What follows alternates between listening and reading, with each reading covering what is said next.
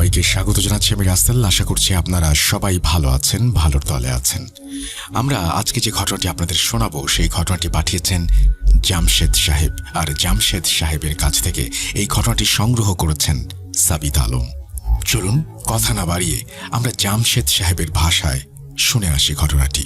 ঢাকার ডিফেন্স এলাকায় একটা প্লট আমি আমার বাবার কাছ থেকে উত্তরাধিকার সূত্রে পেয়েছিলাম। যেখানে এই প্লটটা ছিল সেখানে প্রায় সব বাড়ির নির্মাণ কাজ শেষ হয়ে গিয়েছিল। আমি প্রায় 20 বছর আগে ওই বাড়িটা নির্মাণ করেছিলাম।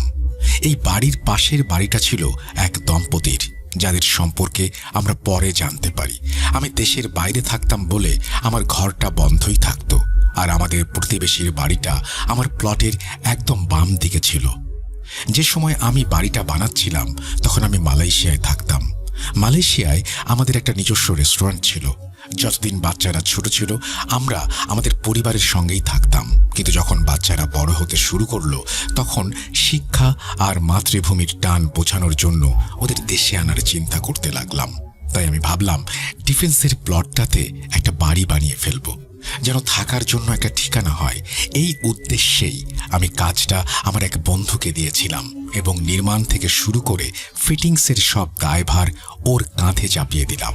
আমার বিশেষ নির্দেশ ছিল বাড়ির ভিত্তি খোঁড়ার আগে একটা কালো ছাগল কোরবানি দিতে হবে, আর তার রক্ত বিমের নিচে ঢালতে হবে। অন্যরা কেউ এই কাজ করেন কিনা আমি জানি না, কিন্তু আমাদের এখানে সবসময় বাড়ি বানানোর আগে এটা করা বাধ্যতামূলক, যেন কোনো নেতিবাচকতা থেকে দূরে থাকা যায়। যাই হোক, কনস্ট্রাকশন শুরু হলো। এই বাড়ির পরিকল্পনা এমন ছিল যে প্লটের ডান পাশে থাকবে শোবার ঘর, ড্রয়িং রুম, এবং বাম পাশের দেয়ালটা, যেটা 7 নম্বর বাড়ির সঙ্গে পুরোপুরি লেগেছিল, সেখানকার প্যাসেজটা গাড়ি পার্কিংয়ের জন্য ফাঁকা রাখতে হবে। কিন্তু বাম পাশের দেওয়ালে যখন ইট গাঁথা হচ্ছিল তখন অবাক করা ঘটনা ঘটল। মিস্ত্রি ওই দেয়াল বানিয়ে চলে যাওয়ার পরই কিছু ইট সিমেন্ট সহ খসে পড়ল এবং মিস্ত্রিদের ওপরেই সেগুলো পড়ল।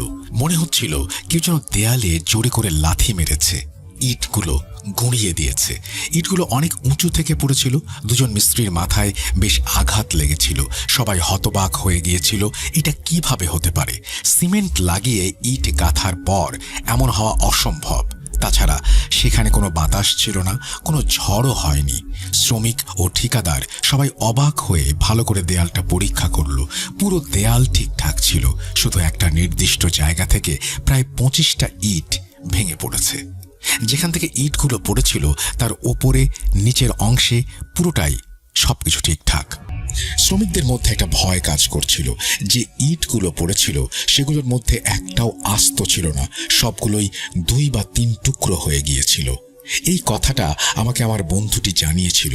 সমস্যাটা ছিল এই যে এমন কোনো কারণই খুঁজে পাওয়া যাচ্ছিল না যা দিয়ে এই ঘটনার ব্যাখ্যা করা যায়। যাই হোক, সমস্যার সমাধান করার পর আমাকে পরামর্শ দেওয়া হলো যেন মালামাল আরো ভালোভাবে ব্যবহার করি আর নিজের দিক থেকে কোনো অবহেলা না করি।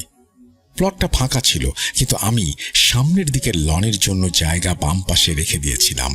পার্কিংয়ের জন্য পেছনের দিকে ডান পাশে একটা অংশ ছিল, যার একটা দরজা রান্নাঘরের দিকে খুলত। সেটা লন্ড্রির জন্য রাখা হয়েছিল। বাড়ি তৈরির সময় চাঁদের প্রথম বৃহস্পতিবারে আমি অবশ্যই একটা ছাগল কোরবানি করাতাম আর সব শ্রমিকদের ওখানেই খাওয়াতাম। এটা আমার অভ্যাস ছিল, আর আমার রেস্টুরেন্টেও রিজিকের বরকত ও আল্লাহর সন্তুষ্টির জন্য এই কাজটা আমি করতাম। আমার দৃঢ় বিশ্বাস ছিল এই আমলের মাধ্যমে বিপদ আপদ থেকে দূরে থাকা যায়।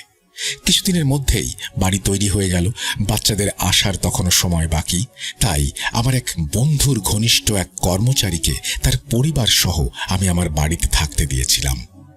ওই গার্ড আমার পরিচিত ছিল, কিন্তু কিছুদিন ধরেই লক্ষ্য করছিলাম গার্ডটা যেন ওই বাড়ি থেকে চলে যাওয়ার পথ খুঁজছে। কখনো কখনো অজুহাত দিত, স্যার আমি গ্রামে চলে যেতে চাই। কখনো বলতো, আমার বাচ্চাটা খুব অসুস্থ। আমি বুঝতে পারছিলাম আমি দূরে আছি বলে সে হয়তো নানা অজুহাত খুঁজছে। সে বিদেশে যাওয়ার কথা শুনতেও রাজি ছিল না। আমার মনে হচ্ছিল ও কিছু একটা লুকাচ্ছে, যদিও এখানে থাকায় তার কোনো ক্ষতি ছিল না। বাড়ির ছাদ, পানি, বিদ্যুৎ, গ্যাস সবকিছুই তার নিয়ন্ত্রণে। তাহলে সমস্যা কি? এত বড় একটা সম্পত্তি তো আমি এভাবে ছেড়ে রাখতে পারি না।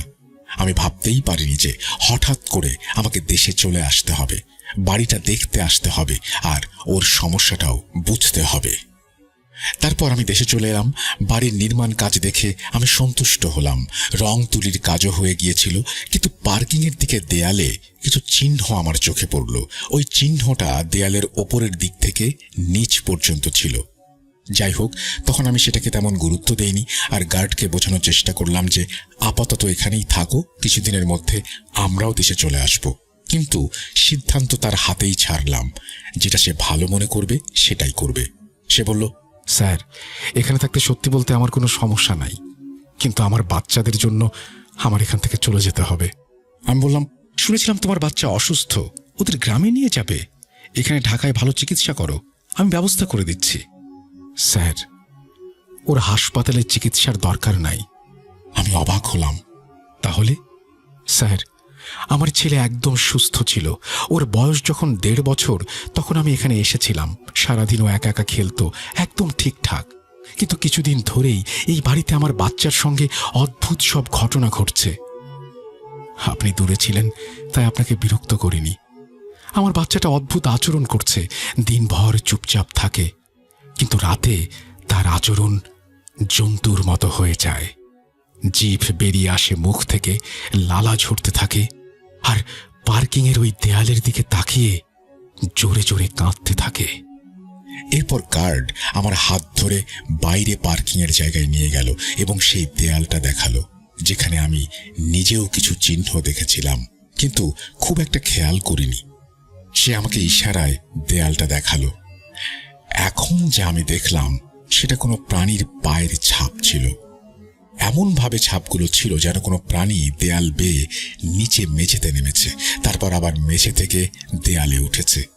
আমি বললাম, আব্দুল হক, এটা তো কোনো জন্তুর পায়ের ছাপ, কোনো প্রাণীর দেয়াল বেয়ে নিচে নামবে কিভাবে?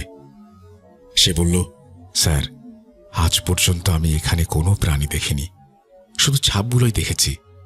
আমি বললাম, ভাই, হতে পারে যখন তুমি ঘুমিয়েছিলে তখন কোনো বেড়াল বা অন্য কোনো প্রাণী এসেছিল। না স্যার, বেড়াল বা অন্য কোনো প্রাণী নয়। বেড়াল তো এখানে ঘোরাফেরাও করে না। আপনি কিছুদিন এখানে থেকে দেখুন, সব বুঝতে পারবেন। শুরুতে আমলে না নিলেও তার কথা শুনে আমি চুপ হয়ে গেলাম। ঠিক তখনই আমার মাথায় সেই ইট পড়ার ঘটনাটা এলো। আমি আবার ওই দেয়ালটা ভালো করে দেখলাম। সত্যিই তো, ইট তো ওই দেয়ালের দিক থেকেই পড়েছিল। এটা ভাবতেই আমার শরীরে একটা কাঁটা দিয়ে উঠল। ব্যাপার কি? আমার মনের মধ্যে অদ্ভুত কিছু প্রশ্ন ঘুরপাক খেতে লাগলো। আমি কাছে গিয়ে চিহ্নগুলোকে ভালো করে দেখলাম। সত্যি বলতে এটা কোনো সাধারণ বেড়ালের পায়ের ছাপ ছিল না। ওই ছাপ বেড়ালের পায়ের ছাপের তুলনায় অনেক বড় ছিল। আর কোথাও এই চিহ্নগুলো ছিল না, শুধু ওই একটা নির্দিষ্ট জায়গাতেই ছিল। আমি ওই দেয়ালটা ওপর পর্যন্ত দেখলাম। দেয়ালের ওই অংশটা 7 নম্বর বাড়ির দিকে যাচ্ছিল, যেটা তখন বন্ধ ছিল, তাদের ছাদের দিকে। তখন আমি বেশি কিছু বুঝতে পারলাম না, শুধু মনে হলো আমাকে ব্যাপারটা খুঁজে বের করতে হবে, কারণ যদি পরের দিন অন্য কেউ এই বিষয়ে অভিযোগ করে তাহলে আমি এত দূর থেকে কি করব। আমি দিনের আলোয় পুরো বাড়িটা খুঁটিয়ে দেখলাম, কোথাও কোনো চিহ্ন ছিল না। কিন্তু গার্ডের সেই নিষ্পাপ ছেলেটাকে দেখে আমার মন খারাপ হয়ে গেল। সে খুবই দুর্বল আর রোগা হয়ে গিয়েছে। বাচ্চাটা চুপচাপ একদিকে তাকিয়ে থাকতো, আবার ঘুমিয়ে থাকতো। তার খাওয়ার পরিমাণও প্রায় শূন্যের কোঠায় নেমে এসেছিল।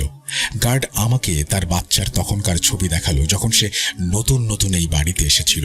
সেই বাচ্চার তখনকার আর এখনকার ছবির মধ্যে আকাশ পাতাল তফাৎ। সে বলল, স্যার, এই কারণে আমি এখান থেকে চলে যেতে চাই। এই টাকা দিয়ে আমি কি করব যদি আমার বাচ্চাটা না থাকে? আমি উল্টো প্রশ্ন করলাম, তুমি কি কখনো অন্য কিছু খেয়াল করেছ? স্যার, পাশের বাড়িটা ঠিক না, যা কিছু আসে ওইখান থেকেই আসে। রাতে এই বাড়ির পর্দা নিজে থেকেই কেঁপে ওঠে, অনেক আওয়াজ হয়, যেন একজন আরেকজনকে আঘাত করছে। তারপর মনে হয় তাদের মধ্যে কেউ একজন নিচে মাটিতে পড়ে গেছে, কিন্তু বাইরে গিয়ে দেখলে কিছু পাওয়া যায় না। আমি গভীর চিন্তায় পড়ে গেলাম, কারণ আর সন্দেহের কোনো অবকাশ ছিল না। যা কিছু হচ্ছিল ওই পাশের বাড়িটাতেই হচ্ছিল।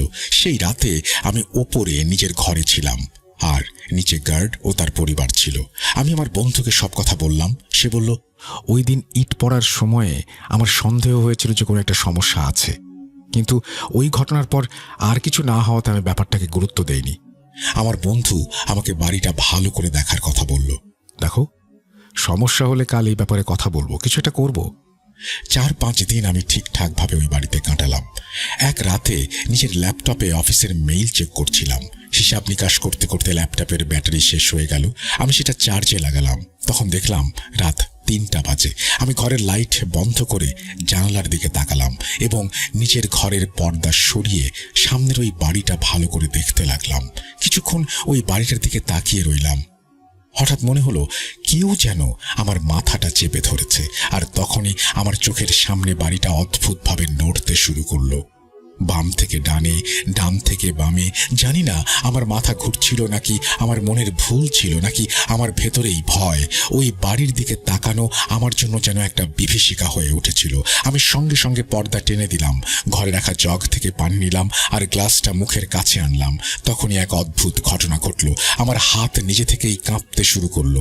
গ্লাসটা ধরে রাখা আমার জন্য কঠিন হয়ে পড়ল। আমি অবাক হয়ে গেলাম, শেষ পর্যন্ত আমার সাথে এ কি হচ্ছে। গ্লাসটা হাত থেকে পড়ে যাওয়ার উপক্রম হলে আমি তাড়াতাড়ি সেটাকে টেবিলের উপরে রেখে দিলাম আর আমার হাতের দিকে তাকালাম, যা তখনও অনবরত কাঁপছে। আমার গলা শুকিয়ে কাঠ, তীব্র তৃষ্ণায় আমি অস্থির, কিন্তু কেমন যেন একটা জোর জুলুম ছিল যে আমি পানি আমার ঠোঁট পর্যন্ত আনতে পারছিলাম না। আমার মনে হচ্ছিল যেন কোনো একটা কিছু আমার উপরে ভর করেছে। যদি আমি তখনই আমার মনকে সামাল না দিতাম, তাহলে সেই অদৃশ্য শক্তিটা আমাকে নিয়ন্ত্রণ করে ফেলত। আমি মনকে শক্ত করলাম, আমাকে কিছু একটা করতে হবে। তারপর আমার মুখ থেকে শুধু আল্লাহ শব্দটি বের হলো। এরপর আমার জিভ থেকে অনর্গল আয়াতুল কুরসি বের হতে শুরু করলো। আমি আয়াতুল কুরসি পড়ে নিজের চারিদিকে ফোঁ দিয়ে একটা সুরক্ষা বলয় তৈরি করলাম। আমার কপালে একটা ব্যথা শুরু হলো। তারপর মনে হলো আমার হাতের কাঁপুনি কিছুটা কমে এসেছে। আমি আমার কাঁপা কাঁপা হাতের আঙুল দিয়ে নিজের কপালটা মাসাজ করার চেষ্টা করলাম। ঠিক তখনই নিচ থেকে একটা অদ্ভুত আওয়াজ শুনতে পেলাম। আমি তাড়াতাড়ি নিচের দিকে দৌড়ালাম আসলে কি ঘটছে তা বোঝার জন্য।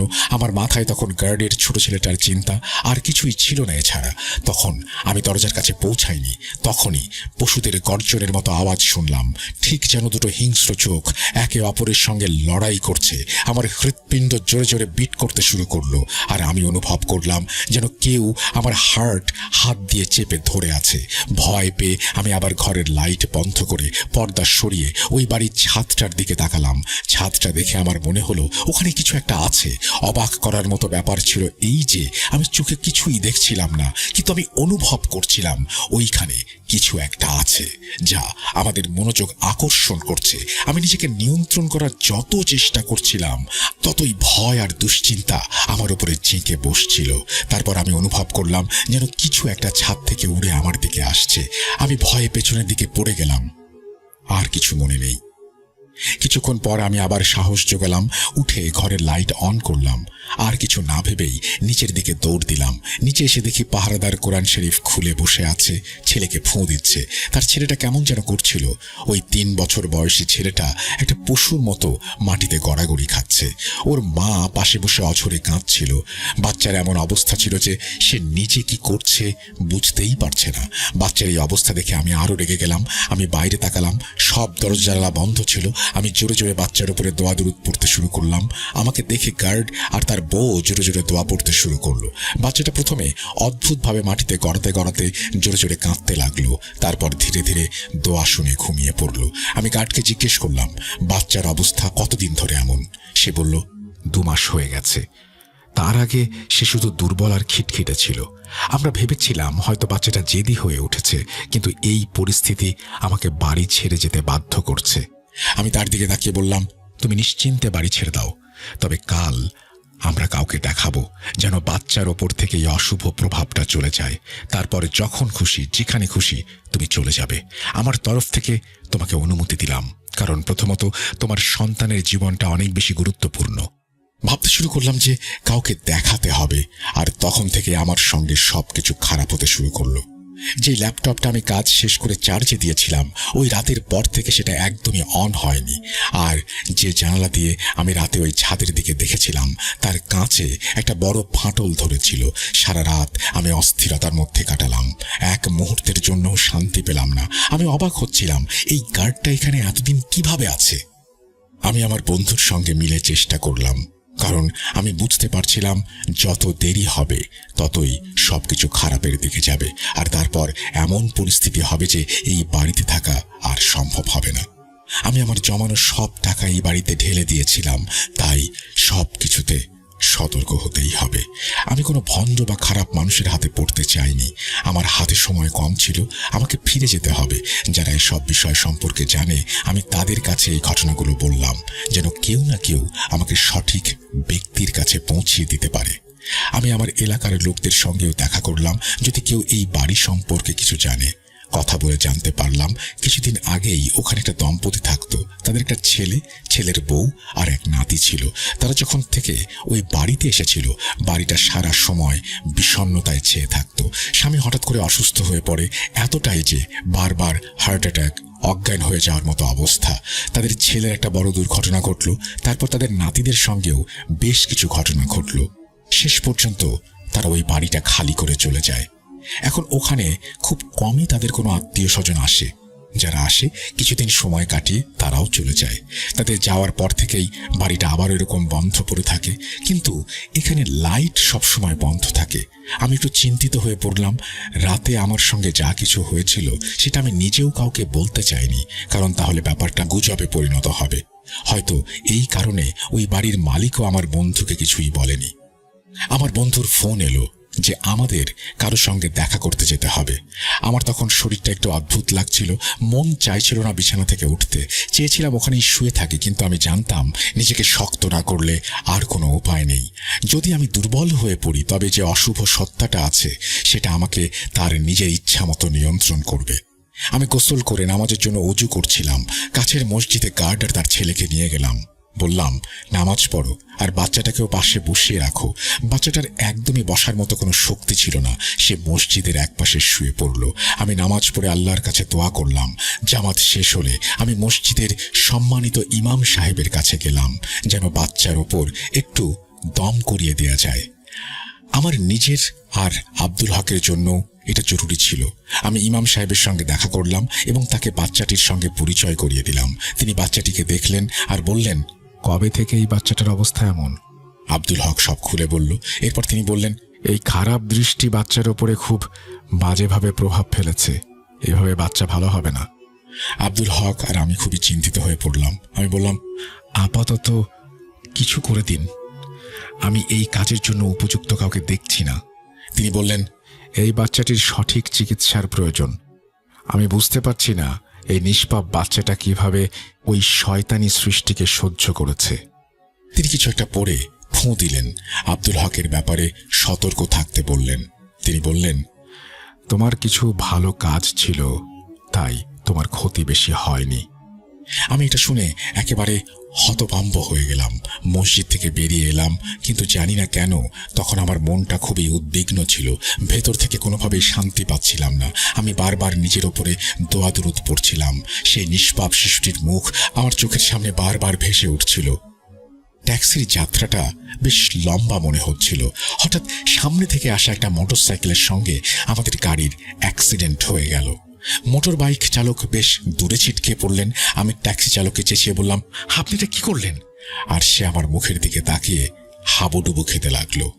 ভাগ্য ভালো, ওই বাইক চালকের শরীরে শুধু ছোটখাটো চোট লেগেছিল। আল্লাহ বড় ক্ষতির হাত থেকে বাঁচিয়েছেন। আমি কিছু টাকা তার হাতে দিয়ে বললাম, আমি নিজেই হাসপাতালে নিয়ে যাচ্ছি। সে আমাকে বোঝানোর চেষ্টা করছিল, কিন্তু আমি এতটাই তাড়াহুড়ায় ছিলাম যে তাকে বললাম, তুমি টাকাটা রেখে দাও। ট্যাক্সিওয়ালার ভাষ্যমতে হঠাৎ করে তার চোখের সামনে অন্ধকার নেমে এসেছিল, তাই সে সামনে থেকে আসা বাইকটিকে দেখতে পায়নি। আমি যা কিছু নর্মালি নিচ্ছিলাম সেটাই আমাকে আঘাত করছিল। মনে হচ্ছিল এই অশুভ শক্তিটা সব সময় আমাকে বাধা দিচ্ছে, আমার উপরে বাধা হয়ে দাঁড়াচ্ছে। হয়তো ইমাম সাহেবের দোয়া আমাদের সেদিন রক্ষা করেছিল। আমি সঙ্গে সঙ্গে কিছু সাদকা দিলাম এবং আমার বন্ধুর কাছে পৌঁছালাম। আমার বন্ধু আমাকে একজন আলেম সাহেবের কাছে নিয়ে গেল। সেই আলেম সাহেব আমাদের সঙ্গে বাড়ি এলেন, বাড়িটা ভালো করে দেখলেন এবং বললেন, তোমাদের বাড়িতে কিছু নেই, কিন্তু পাশের বাড়িতে অদৃশ্য মাখলুকের বাসা আছে, যেগুলো ওই বাড়ি থেকেই আসছে, তাই তারা তোমাদের কষ্ট দিচ্ছে। যেহেতু শিশুটি নিষ্পাপ, তাই সে সহজেই সেই শয়তানের মাখলুকের কবলে পড়েছে। ওই মাখলুকটাই শিশুটাকে পশুর মতো করে তুলছে। প্রথমে 3টা কালো ছাগল 3 দিন ধরে এই জায়গায় কোরবানি করুন, আর তাদের রক্ত 3 দিন পর্যন্ত বাড়ির 4 কোণে ছিটিয়ে দিন। এর মধ্যে আমরা বাড়ির সুরক্ষা করব, আর আপনাকে বাড়ির দেয়াল আরো উঁচু করতে হবে। এই সময়ে দোয়া কালাম পড়া চলবে, যাতে ওই শয়তান আধ্যাত্মিক প্রক্রিয়ায় এই দেয়াল অতিক্রম করতে না পারে। আব্দুল হকের বাচ্চার বউকে ওখান থেকে সরিয়ে দেয়া হলো এবং বাচ্চার চিকিৎসা শুরু হলো। এই সব কিছুর মধ্যে এমন সব আওয়াজ হচ্ছিল যেন পশুর আর্তনাদ, যা কান ফাটিয়ে দেয়। যখন তারা দেয়ালটা উঁচু করছিল, তখন এত বেশি কান্নার শব্দ হচ্ছিল কি বলবো। পুরো বাড়ির এক একটা ঘর থেকে কান্নার আওয়াজ আসছিল। জানি না কোথা থেকে আমার মধ্যে এত সাহস আর শক্তি এসেছিল। ওই বাচ্চার সম্পূর্ণ চিকিৎসা করানো হলো। আলেম সাহেবের মতে ওই দুষ্ট প্রাণী কিছুদিনের মধ্যে বাচ্চার শরীর থেকে সরে যাবে, কিন্তু বাচ্চার মন আর শরীরের যে ক্ষতি সে করেছে তা ঠিক হতে সময় লাগবে। আর তারপর আল্লাহর কাছে শুকরিয়া যে আমাদের ভয়ের সেই দুঃস্বপ্নটা কমে আসছিল, কারণ নিজেকে মজবুত রাখার জন্য আমি অক্লান্ত চেষ্টা চালাচ্ছিলাম। ওই বাড়ি থেকে অনেক দিন পর্যন্ত জোরে জোরে রাগ, গর্জন আর কান্নার আওয়াজ আসত। যতই উচ্চস্বরে শব্দ শুনতাম, ততই আমি সূরা বাকারা তেলাওয়াত করতাম। আল্লাহর অশেষ রহমতে কিছুদিন পর সেই আওয়াজগুলো থেমে গেল। 1 বছর পর আমরা নিজেরাই ওই বাড়িতে উঠে আসি। আমার ব্যবসাও এখানেই শুরু করি। আল্লাহর রহমতে এই বাড়িটা এখন পুরোপুরি শান্তিপূর্ণ। তবে আমরা এখনো প্রতিদিন সূরা বাকারা তেলাওয়াত করি আর সাদকা খয়রাত চালিয়ে যাই। আবারও বলতে হয়, এসবের কারণেই আমরা এই অশুভ শক্তিকে পরাজিত করতে পেরেছি। আব্দুল হকের ছেলে মাশাল্লাহ এখন বেশ বড় হয়ে গেছে। সে এখন পুরোপুরি সুস্থ সবল, আর এখন সে আমাদের বাসাতেই থাকে। এই ঘটনাটা আপনাদের সঙ্গে শেয়ার করার উদ্দেশ্য শুধু এটুকুই ছিল যে নিজের মনকে কখনো খালি রাখবেন না। আল্লাহর কোরআন অনেক বড় একটা শক্তি, আর এই শয়তানি সৃষ্টিগুলো থেকে রক্ষা পাওয়ার একমাত্র উপায়। কিন্তু ওই বাড়িতে এই শয়তানের আবাস কিভাবে হয়েছিল কেউ জানে না, কেউ মুখ খোলেনি। এখন বাড়িটা আর সেখানে নেই, ভেঙে নতুন বাড়ি করা হয়েছে। কিন্তু নতুন বাড়ি করার সময় কাজ শুরু হলে মাঝখানে 2 সপ্তাহের মতো কাজ কেন যেন বন্ধ ছিল। 7 দিন টানা ওই বাড়ির ধ্বংসস্তূপ থেকে বিভিন্ন কিছু উদ্ধার করা হয়েছে। ওয়েলকাম ব্যাক, আপনাদের সবাইকে স্বাগত জানাচ্ছি আমি রাসেল। আশা করছি আপনারা সবাই ভালো আছেন এবং ভালোর দলে আছেন। আমিও ভালো আছি আর ভালোর দলে আছি। যেভাবে লেখা আছে সেভাবেই পড়ে শোনাচ্ছি। আশা করছি প্রথম থেকে শেষ পর্যন্ত শুনবেন। শুভ সন্ধ্যা রাসেল ভাই, আশা করি ভালো আছেন। আমার 2022 সালে পাঠানো একটা ঘটনা ইউটিউবের এক্সট্রা এপিসোডে প্রচারিত হয়েছিল। এরপর ব্যস্ততার কারণে আর লিখতে পারিনি। যাই হোক, আজ কয়েকটি ছোট ঘটনা পাঠাচ্ছি, ভালো লাগলে প্রচার করবেন। আমি অঞ্জন, বর্তমানে জাহাঙ্গীরনগর বিশ্ববিদ্যালয়ে স্নাতকোত্তরে অধ্যয়নরত। পরিচয় পর্ব দীর্ঘায়িত না করে সরাসরি ঘটনায় চলে যাচ্ছি। ঘটনা 1, সময়কাল 2019। আমি তখন স্নাতক প্রথম বর্ষের ছাত্র। দিনটি ছিল বৃহস্পতিবার। আমার বাসা ঢাকায় হওয়াতে সেদিন রাত 8টার বাসে ক্যাম্পাস থেকে ফেরার উদ্দেশ্যে হল থেকে রওনা দেই এবং হল থেকে বের হই রিক্সা নিয়ে। রিক্সা বটতলা ক্রস করতেই দেখলাম জনমানবহীন একটি পরিবেশ। কামালউদ্দিন হল থেকে রেজিস্ট্রার ভবনের রাস্তায় তেমন একটা লোক আর আলো কোনোটাই তখন ছিল না, কেবল একটা ল্যাম্পপোস্ট ছাড়া। রিক্সা যখন ল্যাম্পপোস্টের কাছে পৌঁছলো, ওপরে তাকাতেই দেখতে পেলাম অনেক উঁচু একটা গাছ, তাতে কোনো পাতা নেই। তার একদম শীর্ষে সাদা কাপড়ে একটা অবয়ব বসে আছে। রিক্সাওয়ালা মামাকে বললাম, মামা ওপরে দেখেন। উনি তাকানোর পর আর কোনো কথা না বলে দ্রুত রিক্সা চালিয়ে ট্রান্সপোর্ট পৌঁছান। ভাড়া মিটিয়ে তাকে জিজ্ঞেস করলাম, মামা গাছের উপরে কিছু দেখেছিলেন? রিকশাওয়ালা মামা বললেন, আর মনে করেন না ভাই, ওই রাস্তা দিয়েই খ্যাপ না পাইলে একা যাওয়া লাগবে। আল্লাহর নাম নিয়ে চলি, সাবধানে যায়েন। বলে তিনি চলে গেলেন। রাস্তায় আর কোনো ঝামেলা হয়নি, বাসা অবধি পৌঁছে যাই। ঘটনা 2, সেদিন বাসায় ফিরে খাওয়া দাওয়া শেষ করে ঘুমিয়ে পড়ি, কারণ সকাল 9টা থেকে 3টা পর্যন্ত ক্লাস, তারপর ল্যাব এবং জার্নিতে বেশ ক্লান্ত ছিলাম। হঠাৎ রাত 4টারও কিছু পরে আমার ঘুম ভাঙে। জেগে দেখতে পাই আমার বেডের নিচ থেকে একটা হাত বের হয়ে আমার বাম পার হাঁটুতে অনেক জোরে চেপে রেখেছে। আমি হতবিহ্বল হয়ে পড়ি। আমার অনেক শক্তি খরচ হয়, আমি শক্তি দিয়ে নড়ার চেষ্টা করি, ব্যর্থ হই। আমার পাশেই আমার ভাই শুয়েছিল। অনেক চেষ্টা করেও মুখ থেকে আওয়াজ অবধি বের হয়নি আমার। এতক্ষণ এভাবে গেছে খেয়াল করিনি। হঠাৎ আমার বাসার পাশের মসজিদে আজান দেয়। ধীরে ধীরে আমার পা শিথিল হয়। ভাইকে ডেকে তুলি, পানি খাই। একই দিনে 2টা ভয়াবহ পরিস্থিতির সম্মুখীন হই আমি। ঘটনা 3, এই ঘটনাটি 2017 সালের। শাহজালাল বিজ্ঞান ও প্রযুক্তি বিশ্ববিদ্যালয়ে ভর্তি পরীক্ষা দেওয়ার উদ্দেশ্যে আমি ঢাকা থেকে গ্রিন লাইন পরিবহনের নাইট কোচে রওনা দেই। বাসে বেশিরভাগ পরীক্ষার্থীরাই ছিলেন, তাই কারো চোখে ঘুম ছিল না। বেশিরভাগ ক্ষীণ স্বরে কথা বলছিলেন। পরদিন পরীক্ষা, স্ট্রেস ফ্রি থাকার জন্য সিট বেশ খানিকটা হেলিয়ে দিয়ে ঘুমানোর চেষ্টা করি। ঘুম কিছুতেই আসছিল না, তাছাড়া সবাই জাগা। রাত 3টার কিছু বেশি সময় হবে। জানালা দিয়ে সাদা একটা বিল্ডিং দেখতে পাই। ভাবি ঘুম তো আসছেই না, সিট ঠিক করব, এজন্য উঠে বসেছি মাত্র। চোখ বামের ধান খেতে যেতেই দেখি সাদা কাপড় পরা, চুল এলোমেলো যেন বাতাসে উঠছে এমন একটা মহিলা দাঁড়িয়ে আছে রাস্তার পাশেই। আমি ঘটনার আকস্মিকতায় হতভম্ব হয়ে যাই। ঠিক তখনই গাড়ি বেশ জোরে টান দেয়। আমি বসে থাকতে পারিনি। এরপর আর বসার চেষ্টাও করিনি। সকালে বাস সিলেটের কদমতলী বাস স্ট্যান্ডে থামে। নামার সময় দেখি গতরাতের সেই ড্রাইভার বাসের গ্লাসে পানি দিচ্ছে। তাকে জিজ্ঞেস করলাম, চাচা, কাল রাতে 3টার দিকে ধান খেতে কিছু দেখেছিলেন? ড্রাইভার বলল, কি? সাদা কাপড়ে কাকতাড়ুয়া ছিল না ওইটা, যেটা দেখে আপনি জোরে টান দিলেন? 11 বছর ধরে রাতে কোচ চালাই, অনেক সময় অনেক কিছু দেখি। এইসব দেখলেও না দেখার মনে করেই চলে যাই ভাতিজা, না হলে দুর্ঘটনা হতে পারে। এরপর কিছু কথাবার্তা বলে সেখান থেকে চলে আসি। পরীক্ষার পর আর নাইট কোচে ব্যাক করার দুঃসাহস দেখায়নি। ঘটনা 4, এই ঘটনাটি রিসেন্ট।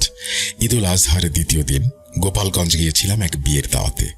ঈদ, তাই 2টা অবধি বাস চলাচল করবে। সেই রাতেই ঢাকার উদ্দেশ্যে রওনা হলাম। যাত্রী সংখ্যা ভালোই ছিল।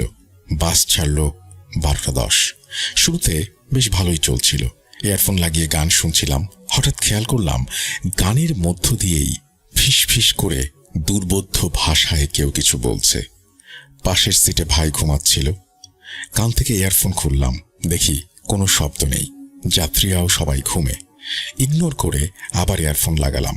গানের মধ্য দিয়ে আবার সেই অদ্ভুত শব্দ। ভাবলাম বাতাসের শব্দই হবে হয়তো। বাস যখন মকসুদপুর আসলো তখন চেকার উঠল। বাস সাইড করলো। বেশ কিছুক্ষণ বাস দাঁড় করানো। কান থেকে ইয়ারফোন খুললাম কি হচ্ছে তা বোঝার জন্য। দেখলাম ড্রাইভার ও হেল্পার চেকারের সঙ্গে কি নিয়ে যেন কথা বলছে। বেশ কিছুক্ষণ পর বাস ছাড়ল। এবারে আর ইয়ারফোন লাগাইনি। হঠাৎ বাস দেখি বাউলি দিচ্ছে। যাত্রীরা সকলে জেগে, রাস্তা ফাঁকা, কোনো বাসের সাথে প্রতিযোগিতা না, একা ড্রাইভারই এইভাবে চালাচ্ছে। খেয়াল করলাম ড্রাইভার এবার জোরে জোরে বলছে, তুই আমারে মারছোস, আমিও তোরে মারুম, রাখ। এরকম অনেক কিছু। যাত্রীরা হেল্পারকে দেখে বোঝানোর চেষ্টা করলো এবং জানতে চেষ্টা করলো কি হচ্ছে। হেল্পার বলল ড্রাইভারকে জিনে ধরেছে। আমি দেখতেছি কি করা যায়। এরপর বাস সাইড করানো হলো। ড্রাইভার চোখে মুখে পানি দিল। হেল্পার ভাঙা অবধি চালালো। এরপর ভাঙা থেকে আরেকজন ড্রাইভার উঠল। বাকি পথ সেই চালক গাড়ি চালান এবং কোনো সমস্যা হয়নি। আমাদের যাত্রাপথে কত রকমের অনাকাঙ্ক্ষিত ঘটনা ঘটে যা আমরা আন্দাজও করতে পারি না। এ ধরনের অলৌকিক ঘটনা ডেকে আনতে পারে মারাত্মক বিপদও। তবুও সকলের যাত্রা শুভ হোক এই কামনায় শেষ করছি। ঘটনাগুলো চাইলে অডিও ক্লিপে পাঠাতে পারতাম, এতে হয়তো আমার শ্রম ও সময় বাঁচত, কিন্তু আপনার মুখ থেকে ঘটনা শুনব বলেই এই আয়োজন। ধন্যবাদ অঞ্জন আপনাকে ঘটনা পাঠানোর জন্য। আশা করছি আপনার এই ঘটনা যারা শুনলেন তারা উপভোগ করেছেন। আমরা চলে যাব আমাদের পরবর্তী ঘটনায়। Welcome back. আশা করছি আপনারা সবাই ভালো আছেন এবং ভালোর তলে আছেন। আমিও ভালো আছি আর ভালোর তলে আছি। কথা না বাড়িয়ে সরাসরি ঘটনায় যাব। যেভাবে লেখা আছে সেভাবেই পড়ে শোনাচ্ছি। আসসালামু আলাইকুম রাসেল ভাইয়া, আশা করি ভালো আছেন। আমিও আল্লাহর রহমতে ভালো আছি। আমি বাংলা টাইপে অনেক কাঁচা, তাই লেখাতে কোনো ভুল ত্রুটি থাকলে ক্ষমার দৃষ্টিতে দেখবেন। আমি 2014 থেকে 2016 সাল পর্যন্ত ভূত এফএম শুনতাম। মাঝে হঠাৎ আপনাদের শো বন্ধ হয়ে যাওয়াতে অনেক খারাপ লেগেছে। কিছুদিন আগে হঠাৎ ফেসবুকে একটা ভিডিও দেখে অনেক খুশি লেগেছে। আমার অনেক দিনের ইচ্ছা আমি আমার সাথে ঘটে যাওয়া একটা ঘটনা আপনাদের সাথে শেয়ার করব, কিন্তু আমি কোথাও ঘটনা না দেওয়ার কারণে সাহস করে উঠতে পারিনি। আজ কেন জানি না লিখে থাকতে পারলাম না। আসলে এই পৃথিবীতে মানুষের পাশাপাশি অন্য আরেকটা জগৎ আছে, যেখানে মানুষের মতোই অন্য প্রাণের অস্তিত্ব আছে, যা আমাদের দৃষ্টির অগোচরে। আমার জীবনে আমি এমন কিছু বাস্তব অভিজ্ঞতার সম্মুখীন হয়েছি যা আমি আপনাদের সাথে শেয়ার করতে যাচ্ছি। আর একটা কথা যেটা আপনি সব সময় বলে থাকেন, বিশ্বাস করা আর না করা যার যার ব্যক্তিগত ব্যাপার। তো কথা না বাড়িয়ে আমি ঘটনায় যাচ্ছি। শুরুতেই আমি আমার পরিচয় দিই। আমি সাথী, বাসা চট্টগ্রাম জেলার হাটহাজারী উপজেলার কোনো একটি গ্রামে। ব্যক্তিগত কিছু সমস্যার কারণে আমি গ্রামের নামটা উল্লেখ করছি না। এখন ঘটনাতে আসি। আমার সাথে ঘটনাটা ঘটে আমার বিয়ের 8 মাস পর, 2017 সালের জুন জুলাইয়ের মাঝামাঝি। শুরুতে কিছু কথা না বললেই না, আমার শ্বশুর বাড়িতে যাওয়ার আগে ছোট একটা নদী পাশ কাটিয়ে যেতে হয়, যাকে হালদা নদী বলে। ওই হালদার পার থেকে একটা ছোট রাস্তা আমার শ্বশুর বাড়ির দিকে গেছে। সেই রাস্তা দিয়ে 4 মিনিট হেঁটে গেলেই আমার শ্বশুর বাড়ি। বাড়িতে ঢোকার আগে একটা ছোট পুকুর পাশ কাটিয়ে যেতে হয়। এখন বাড়ির একটু বর্ণনা দিয়ে দেই। কেন আমি এত সব বলছি সেটা ঘটনার মাঝে আপনারা বুঝতে পারবেন। যাই হোক, আমার যখন বিয়ে হয়েছিল তখন আমার শ্বশুর বাড়িতে মাটি ভরাট করে আরো 2টো রুম করা হয়, রান্নাঘর আর বাথরুম একসাথে। বলে রাখা ভালো যে যে জায়গাতে রুম করা হয় ওইখানে আগে ময়লা ফেলা হতো এবং তাদের ওয়াশরুম ছিল, আর জায়গাটা খুব একটা ভালো ছিল না। হুজুর কবিরাজের সাহায্যে জায়গাটাকে বন্ধ করে এই বাড়তি রুম করা হয়। ঘরের ডান পাশে আমার জন্য টিন দিয়ে একটা রুম করা হয়েছিল। আমার রুমের সাথে আগের রুমে থাকতো আমার শাশুড়ি। এখন ঘটনায় আসি। বিয়ের কয়েক মাস ভালোই চলছিল। আমি যখন 6-7 মাসের প্রেগনেন্ট, সেই দিনটা ছিল মঙ্গলবার। আমার ঘন ঘন ওয়াশরুমে যেতে হয় বিধায় আমি সেই রাতে ডান পাশে শুই, যাতে আর উঠতে অসুবিধা না হয়, আর হাতে একটা গ্যাস লাইট রাখি সব সময়। আমার শরীরটা ভালো না, অস্বস্তি ভাব লাগে রাতে, আমি ঘুমোতে পারতাম না ঠিক মতো। সেই কারণে তো ওই দিন মঙ্গলবার রাত প্রায় 2টা, ঘুম না আসা সত্ত্বেও আমি চোখটা বন্ধ করে রাখি। হঠাৎ একটা ফিস ফিস আওয়াজে আমি চোখ মেলে তাকাই আর অনুভব করি আমার বাম পাশে রুমের বাইরে থেকে নারী পুরুষ মিশ্রিত শান্ত গলায় কেউ কথা বলছে। আমি যখন ওই দিকে তাকাই, 2টা ঝাপসা অবয়ব আমার চোখের সামনে ভেসে ওঠে। কালো বোরখার মতো কিছু পড়ে আছে একজন, আর একজন একটা জোব্বা পরা।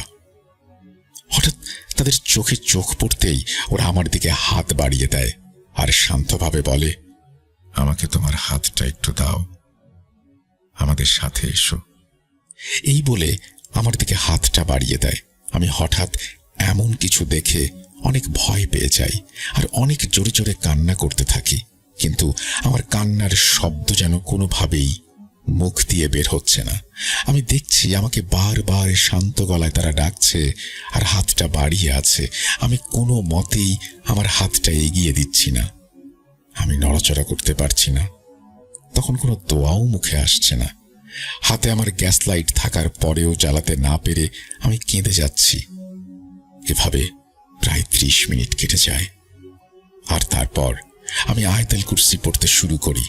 অনেক কষ্ট করে হাতের গ্যাস লাইটটা জ্বালাতে পারি, আর তাতেই মশারিতে আগুন লেগে যায়।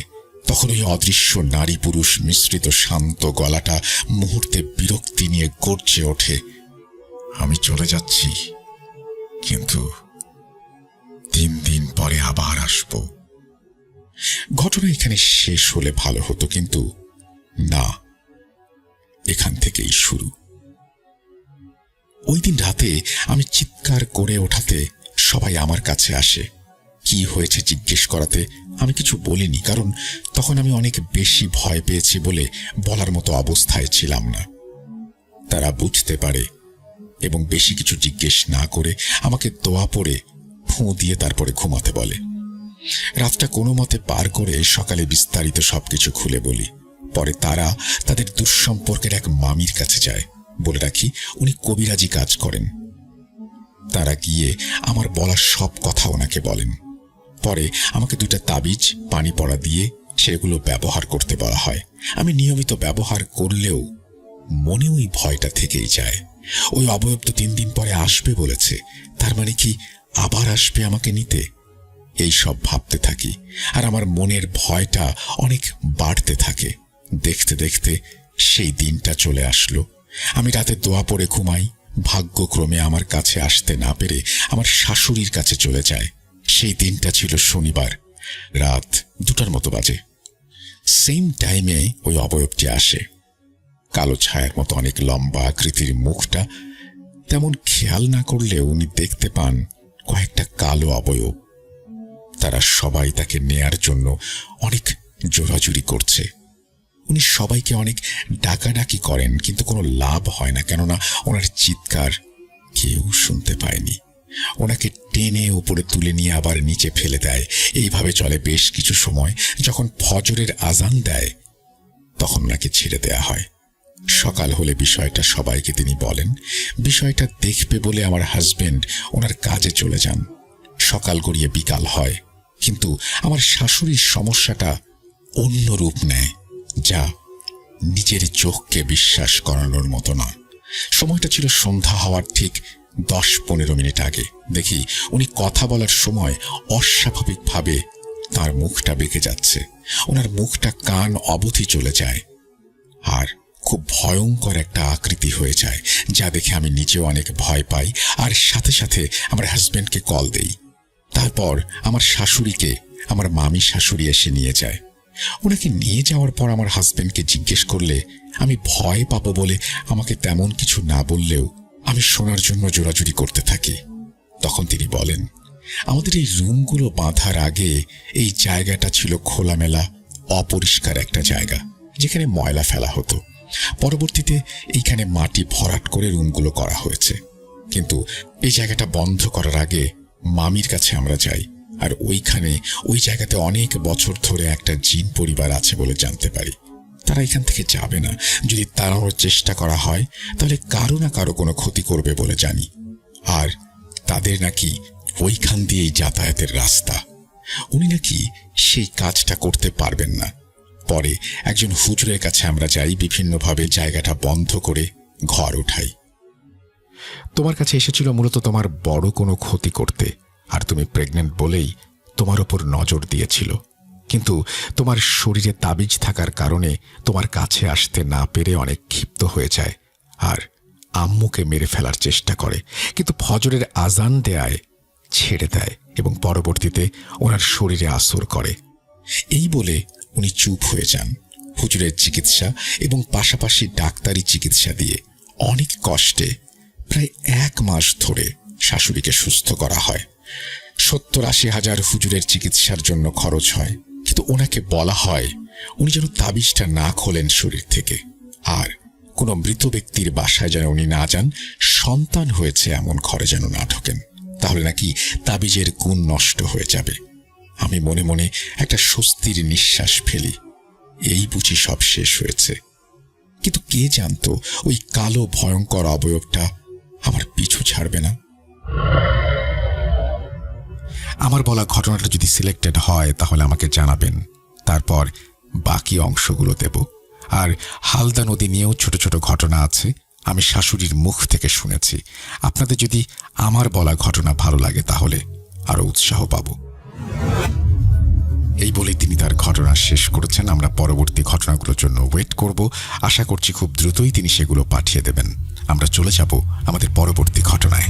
ওয়েলকাম ব্যাক, আপনাদের সবাইকে স্বাগত জানাচ্ছি আমি রাস্তাল। আশা করছি আপনারা সবাই ভালো আছেন, ভালোর দলে আছেন। আমিও ভালো আছি, ভালোর দলে আছি। বৃহস্পতিবার এবং শুক্রবারের পরে আরও একদিন যাদের ইচ্ছে করে ভয়ের রাজ্যে হারিয়ে যেতে, তাদের জন্যই এই বিশেষ আয়োজন। চলুন কথা না বাড়িয়ে সরাসরি আমরা ঘটনায় চলে যাই। আসসালামু আলাইকুম রাসেল ভাই, কেমন আছেন? আশা রাখি আল্লাহর রহমতে ভালো আছেন। আলহামদুলিল্লাহ, আমিও ভালো আছি। আমি জুনায়েদ মাহফুজ, লিখছি বরিশাল থেকে। শুরুতে কিছু কথা বলে নেই। আমার লেখার ভেতরে কোনো ভুল ত্রুটি হলে ক্ষমা সুন্দর দৃষ্টিতে দেখবেন। আমি সর্বপ্রথম 2017 সালে ভূত এফএম শুনি আমার ভাইয়ের সাথে। ওই সময় শোটা আমার কাছে খুব ভালো লাগে। তারপর সব সময় ভূত এফএম শুনতাম। এরপর যখন শুনতে পাই যে ভূত এফএম বন্ধ হয়ে গেছে, তখন বেশ খারাপ লাগে।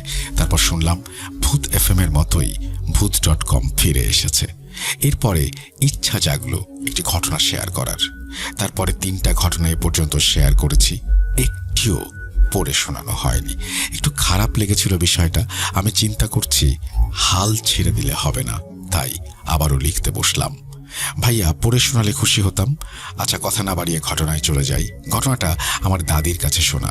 ঘটনাটা ঘটে আমার দাদির বাবার সাথে, মানে আমার বড় বাবার সাথে। প্রথমে আমার দাদি ঘটনাটা বলতে চাননি, তারপরে আমি একটু জোরাজুরি করি, পরে তিনি বলতে শুরু করেন। ঘটনাটা ঘটে আজ থেকে 55 থেকে 60 বছর আগে। তখন আমার বাবা একজন যুবক ছিলেন এবং একদিন বাবাকে একটা ইলিশ মাছ কিনে আনতে বলা হয়। আমার বাবা সন্ধ্যার পরে বের হলো মাছ কিনতে। মাছ কিনতে কিনতে একটু দেরি হয়ে যায়। আনুমানিক রাত 11:30 বাজে। সে সময় গ্রামে রাত 8টা বাজা মানে অনেক রাত। তারপরে তো 11:30। আমার বাবা মাছ কিনে যখন আমাদের বাসার সামনে বাঁশঝাড়ের কাছে আসে, তখন একটা বেড়াল পথ আটকায়। তখন আমার বাবা মোটামুটি বুঝে যায় যে এটা স্বাভাবিক কিছু না। তারপরে আমার বাবা মনে মনে দোয়া পড়ে, বেড়ালটি চলে যায়। আমার বাবা বাসায় গিয়ে এটা জানায় এবং বাসার লোকেরা তাকে সান্ত্বনা দেওয়ার জন্য বলে, এটা তোমার মনের ভুল। ঘটনাটা এখানে শেষ হলে ভালো হতো, কিন্তু না। ওই রাতে আমার বাবা ঘুমানোর পরে স্বপ্ন দেখে একজন লোক তাকে বলছে, তুই আমাকে মাছটা না দিয়ে বড় ভুল করলি। এরপরে আমার বাবার অনেক জ্বর আসে। তারপরে বাসার সবাই বুঝতে পারে ওই দিন তাকে, আমার বাবাকে যা ধরেছিল, মানে আমার বাবার সাথে খুব খারাপ কিছুই ঘটেছিল। এরপরে আমার বাবা সুস্থ হয় না দেখে অনেক ওঝা কবিরাজ দেখানো হয়, অনেক ঝাড়ফুঁক করানো হয়, এতেও কোনো কাজ হয় না। এরপরে আমরা স্থানীয় একজন হুজুরকে বিষয়টা জানাই। তারপর হুজুর বলেন, আমি সময় করে আপনাদের বাসায় আসব। এরপরে হুজুর চলে আসেন, এসে বলেন, ওই দিন রাতে আপনি যে ইলিশ মাছ নিয়ে বাসায় যাচ্ছিলেন, তখন একটা বেড়াল রূপী জিন আপনার পথ আটকায়। কারণ ছিল জিনটা আপনার হাতের মাছটা নেবে, কিন্তু নিতে পারে নাই। ওই দিন অনেক ভয় পান আপনি, জ্বর ওঠে। এরপরে হুজুর কিছু পানি পড়ার তাবিজ দেন, এতে করে আমার বাবা সুস্থ হয়ে যান। এই বলে দাদি চুপ করে রইলেন। আমি জিজ্ঞেস করলাম, দাদি আর কিছু হয়নি? দাদি বললেন, তারপর আর কিছু হয়নি, কিন্তু আমি একটা কথাই বলি, কারো সাথে এমন হলে সেই শুধু বোঝে কি কষ্ট। আরও একবার আপনাদের সবাইকে স্বাগত জানাচ্ছি আমি রাসেল। আশা করছি আপনারা সবাই ভালো আছেন এবং ভালোর দলে আছেন। আমিও ভালো আছি আর ভালোর দলে আছি। এখন যেটা করতে চাই, সরাসরি চলে যাব একটা অডিও ক্লিপে। আশা করছি এই অডিও ক্লিপটিও আপনাদের ভালো লাগবে। চলুন শুরু করা যাক। আসসালামু আলাইকুম রাসেল ভাই এবং প্রিয় শ্রোতা বন্ধুরা, কেমন আছেন আপনারা? আশা করি আল্লাহর রহমতে সবাই ভালো আছেন এবং সুস্থ আছেন। আমি মোহাম্মদ সিফাত আলম চট্টগ্রাম থেকে বলছি। আমি আপনাদের সবার প্রিয় ভূত.com এর একজন মডারেটর। আজ আমি নতুন একটি ঘটনা নিয়ে আবারও আপনাদের সামনে হাজির হয়েছি। আজকের ঘটনাটি আমি যার কাছ থেকে শুনেছি, ওনার নাম রাশেদ ভাই। পেশায় উনি একজন এনজিও কর্মকর্তা। ওনার সাথে আমার পরিচয়টা বেশ অদ্ভুতভাবে হয়েছিল। মাসখানেক আগের কথা। আমি অফিসের কাজে চট্টগ্রাম মেডিকেল কলেজের সামনে দাঁড়িয়েছিলাম। হঠাৎ খেয়াল করলাম এক ভদ্রলোক ফার্মেসির সামনে দাঁড়িয়ে খুব অস্থিরভাবে ফোনে কথা বলছেন। ওনার হাতে একটা বড় ফাইল আর কপালে বিন্দু বিন্দু ঘাম। যদিও তখন বেশ ঠান্ডা ছিল। উনি ফোনে কাউকে বলছিলেন, ভাই আমি আর ওই এলাকায় পোস্টিং নিতে পারবো না, আপনারা আমাকে ছেড়ে দিন, কিন্তু আমি এই হাওড় এলাকায় আর ফিরে যাব না। তার কথাগুলো শুনে আমার বেশ খটকা লাগে। কৌতূহলবশত আমি ওনার পাশে গিয়ে দাঁড়াই। পরে ওনার সাথে চা খেতে খেতে পরিচয় হয়। রাশেদ ভাই প্রথমে ঘটনাটি বলতে বেশ আগ্রহী ছিলেন না। উনি বারবার কথা এড়িয়ে যাচ্ছিলেন। আমি তারপর তাকে আমার পরিচয় দিলাম। উনি আমার পরিচয় পাওয়ার পর বললেন, সিফাত ভাই, মানুষ এসব বিশ্বাস করে না, উল্টো আমাকেই পাগল বলবে। কিন্তু আমি যখন ওনাকে ভূত.com-এর কথা বললাম, উনি একটু ভরসা পেলেন। ওনার চোখের নিচে কালচে দাগ আর শুকিয়ে যাওয়া চেহারা দেখেই বোঝা যাচ্ছিল উনি প্রচন্ড কোনো ট্রমার বা স্ট্রেসের মধ্য দিয়ে যাচ্ছেন। ঘটনাটা ঘটেছিল নেত্রকোনায়, যেখানে রাশেদ ভাই ওনার এনজিওর একটা প্রজেক্টের কাজে গিয়েছিলেন। ঘটনাটি আমি রাশেদ ভাইয়ের ভাষাতেই বলছি। আমার অনিচ্ছাকৃত ভুল ত্রুটির জন্য ক্ষমা প্রার্থনা করছি। বলছেন রাশেদ ভাই। সময়টা ছিল গত বছরের ডিসেম্বর মাস। আপনারা তো জানেন হাওড় এলাকায় শীত একটু আগেই নামে আর শীতের তীব্রতাও বেশি থাকে। আমার পোস্টিং ছিল এক গ্রামে। সেখানে সে সময় কারেন্ট বা ইলেকট্রিসিটি তেমন একটা ছিল না। ঠিকমতো মোবাইলে নেটওয়ার্কই পাওয়া যেত না। চারদিকে শুধু পানি আর পানি, মাঝখানে ছোট ছোট দ্বীপের মতো। আমি যে বাড়িতে সাবলেট হিসেবে উঠেছিলাম সেটা গ্রামের বেশ শেষ মাথায়। টিনের চাল, বেড়ার ঘর। ওই বাড়িটি কেয়ারটেকার বা কাজের লোক বলতে পারতেন। হাসেন মিয়া ছিল তার নাম। বয়স 50-এর কোটায় হবে। লোকটা খুব অভাবী কিন্তু বেশ সৎ ছিল। সারাদিন বিলে মাছ ধরতো আর রাতে আমার জন্য বাজার টাজার করে দিত। একদিনের ঘটনা, সেদিন ছিল অমাবস্যার রাত। গ্রামের লোকেরা ওই রাতটাকে খুব ভালো চোখে দেখত না। আপনারা তো জানেন গ্রামের পরিবেশ কেমন, কতটা কুসংস্কার আচ্ছন্ন। বিশেষ করে গ্রামের মানুষের সন্দেহ অনেক বেশি। এই ব্যাপারে মুরব্বীদের অনেক নিষেধ ছিল। ওরা বলতো ওই বিলে নাকি খারাপ বাতাস আছে, রাত বিরাতে ওখানে নাকি অদ্ভুত আলো দেখা যায়, পানির নিচ থেকে নাকি কান্নার আওয়াজ আসে। আমি অবশ্য বিজ্ঞান মনস্ক মানুষ, ঢাকা ভার্সিটি থেকে সমাজ বিজ্ঞানে মাস্টার্স করেছি, তাই এসব কুসংস্কার বা মিথ খুব একটা গায়ে লাগাতাম না। সেদিন সন্ধ্যা থেকেই আবহাওয়াটা বেশ কোমট হয়ে উঠল। কুয়াশার চারপাশে এমনভাবে ঠেকে গিয়েছিল যে হাত বাড়ালে মনে হতো অন্ধকারে আমার হাতই হারিয়ে যাবে। আমি আমার রুমে বসে ল্যাপটপ অফিসের কিছু রিপোর্ট তৈরি করছিলাম। চার্জার লাইটটা জ্বালানোই ছিল, কিন্তু আলোটা কেমন যেন কমে আসছিল। হঠাৎ হাশেম মিয়া আমার জানালার কাছে এসে ডাকলেন, স্যার আজ রাইতে বিলে যেতাম না, শরীরটা ভালো লাগতেছে না। আমি বললাম, না গেলে খাবে কি হাশেম ভাই, কাল তো হাটবার। হাশেম মিয়া একটু চুপ করে থেকে বলল, তো স্যার কালি ধো বিলে আজকে মাছ বেশি ভাসবো, অভাবের সংসার, রিস্ক তো নেওনি লাগে। আমি আর কিছু বললাম না। উনি একটা জিনাজার শাল গায়ে জড়িয়ে হাতে হারিকেন নিয়ে জাল নিয়ে অন্ধকারের মধ্যে মিলিয়ে গেলেন। আমি আবার কাজে মন দিলাম, কিন্তু কেন জানি না মনের ভেতরে একটা অস্বস্তি কাজ করছিল। টিনের চালে শিশির পড়ার টুপ টুপ শব্দ ছাড়া আর কোনো শব্দই ছিল না। মাঝে মাঝে দূরে শেয়ালের ডাক শোনা যাচ্ছিল, যেটা ওই পরিবেশকে অদ্ভুত রকমের গা ছমছমে লাগছিল। রাত যখন পারতে থাকে আমার ঘুম আসতে থাকে। আমি ঘুমানোর প্রস্তুতি নিচ্ছি। হঠাৎ বিলের দিক থেকে একটা অমানবিক চিৎকার শুনলাম, মানুষের গলা। কিন্তু তাতে এত ভয় আর আতঙ্ক মিশেছিল যে আমার গায়ের লোম দাঁড়িয়ে গেল। আমি টর্চটা হাতে নিয়ে দৌড়ে ঘর থেকে বের হলাম। দেখি গ্রামের আরো কয়েকজন লোক লণ্ঠন নিয়ে ঘাটের দিকে ছুটেছে। কিছুক্ষণ পর হাশেম মিয়ার নৌকাটা ঘাটে এসে ভিড়ল, কিন্তু নৌকাটা স্বাভাবিকভাবে ভাসছিল না। মনে হচ্ছিল কেউ ওটাকে ধাক্কা দিয়ে তীরে পাঠিয়ে দিয়েছে। হাশেম মিয়া নৌকার পাটাতনে এমনভাবে কুকড়ে বসেছিলেন যেন উনি কোনো জিন্দা লাশ। ওনার চোখ দুটো কোটরাগত, শরীর থর থর করে কাঁপছে। আমরা কয়েকজন মিলে ওনাকে ধরাধরি করে ডাঙায় তুললাম। ওনার মুখ দিয়ে কোনো কথা বের হচ্ছিল না, শুধু আঙুল দিয়ে নৌকার খোলের দিকে ইশারা করছিলেন। আমি টর্চের আলো ফেললাম নৌকার খোলে, আর যা দেখলাম তা দেখার জন্য আমি মোটেও প্রস্তুত ছিলাম না। সেখানে একটা মাছ পড়ে আছে, বেশ বড়, অন্তত 5-6 কেজি তো হবেই। আমি ওটাকে ঠিক মাছ বলবো না, মাছটার শরীর কুচকুচে কালো, যেন কেউ আলকাতরা মেখে দিয়েছে। আর সবচেয়ে ভয়ঙ্কর বিষয় হলো মাছটার কোনো আইস ছিল না, তার বদলে চামড়া ছিল মানুষের পোড়া চামড়ার মতো খসখসে। তবে আমাকে যেটা সবচেয়ে বেশি ভয় পেয়ে দিয়েছিল সেটা হলো সেই মাছটার চোখ। সাধারণত কোনো মাছের চোখ এমন হয় না, সেই মাছটার চোখ ছিল অন্যরকম। আমি টর্চের আলো ফেললাম। আমার মনে হলো মাছটা সোজা আমার চোখের দিকে তাকিয়ে আছে। একটা মরা মাছের চোখে এত হিংস্রতা থাকতে পারে সেটা আমি আগে কখনোই দেখিনি। মাছের শরীরটা থেকে একটা উৎকট গন্ধ বেরোচ্ছিল, ঠিক যেন অনেকদিন আগে পচা মাংস বা লাশের গন্ধ। গন্ধে আমার বমি আসার উপক্রম হলো। হাসিম মিয়াকে একটু পানি খাওয়ানোর পর উনি কিছুটা স্বাভাবিক হলেন। উনি গলার স্বর ভাঙা ভাঙা অবস্থায় কিছুটা কথা বললেন। উনি কাঁপতে কাঁপতে বললেন, স্যার আমি জানতাম না ওটা মাছ না। আমি জিজ্ঞাসা করলাম, কি হয়েছে হাসিম ভাই, এত ভয় পেলেন কেন?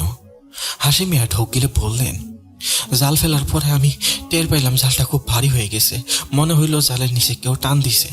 অনেক কষ্টে যখন জাল তুললাম দেখি মাছটা, কিন্তু মাছটা ডাঙায় তোলার পর ওটা নড়তেছিল স্যার। ওটা আমার দিকে তাকায় ছিল, ওর চোখ পুরা মানুষের মতো। ভয় আমার কলচা শুকায় গেছিল স্যার। এ পর্যন্ত বলে উনি থামলেন। ওনার শ্বাস নিতে কষ্ট হচ্ছিল, যা আমি স্পষ্ট দেখতে পাচ্ছিলাম। আমি ওনার পিঠে হাত বুলিয়ে দিলাম। উনি আবার ফিসফিস করে বললেন, তারপর আমি শুনলাম স্যার, পানির নিচ থেকে কেউ আমারে ডাকতেছে। মানুষের গলা না স্যার, মনে হইল বাতাসের সাথে সাপ কথা কইতেছে। আওয়াজটা কইতেছিল। হাসিম ভাই চোখ বন্ধ করে ফেললেন, যেন সেই আওয়াজটা এখন ওনার কানে বাজছে। উনি বিড়বিড় করে সেই ভয়ঙ্কর ডায়লগটা আওড়ালেন, ফেরত দে আমার জিনিস, ফেরত দে, ফেরত দে। আমি বললাম, হাসিম ভাই এটা তো আপনার মনের ভুলও হতে পারে, বাতাসের শব্দ হবে হয়তোবা। উনি আমার হাতটা খপ করে ধরলেন। ওনার হাতটা বরফের মতো ঠান্ডা ছিল। বললেন, না স্যার, ভুল না। এরপর নৌকাটা দুলতে শুরু করলো। মনে হলো পানির নিচ থেকে কেউ নৌকার কানায় হাত দিয়ে ওটা উল্টাই দিতে চাইতেছে। আমি জানের মায়া বইয়া পালাই আইছি, কিন্তু লোভ সামলাতে পারি নাই মাছটা, তাই আর ফালাই নাই। আমি তখন খেয়াল করলাম হাসেম মিয়ার পায়ে কাদা মাখানো, কিন্তু গোড়ালির কাছের চামড়াটা একটু ছিলে গেছে। সেখান থেকে কালচে রক্ত বের হচ্ছে।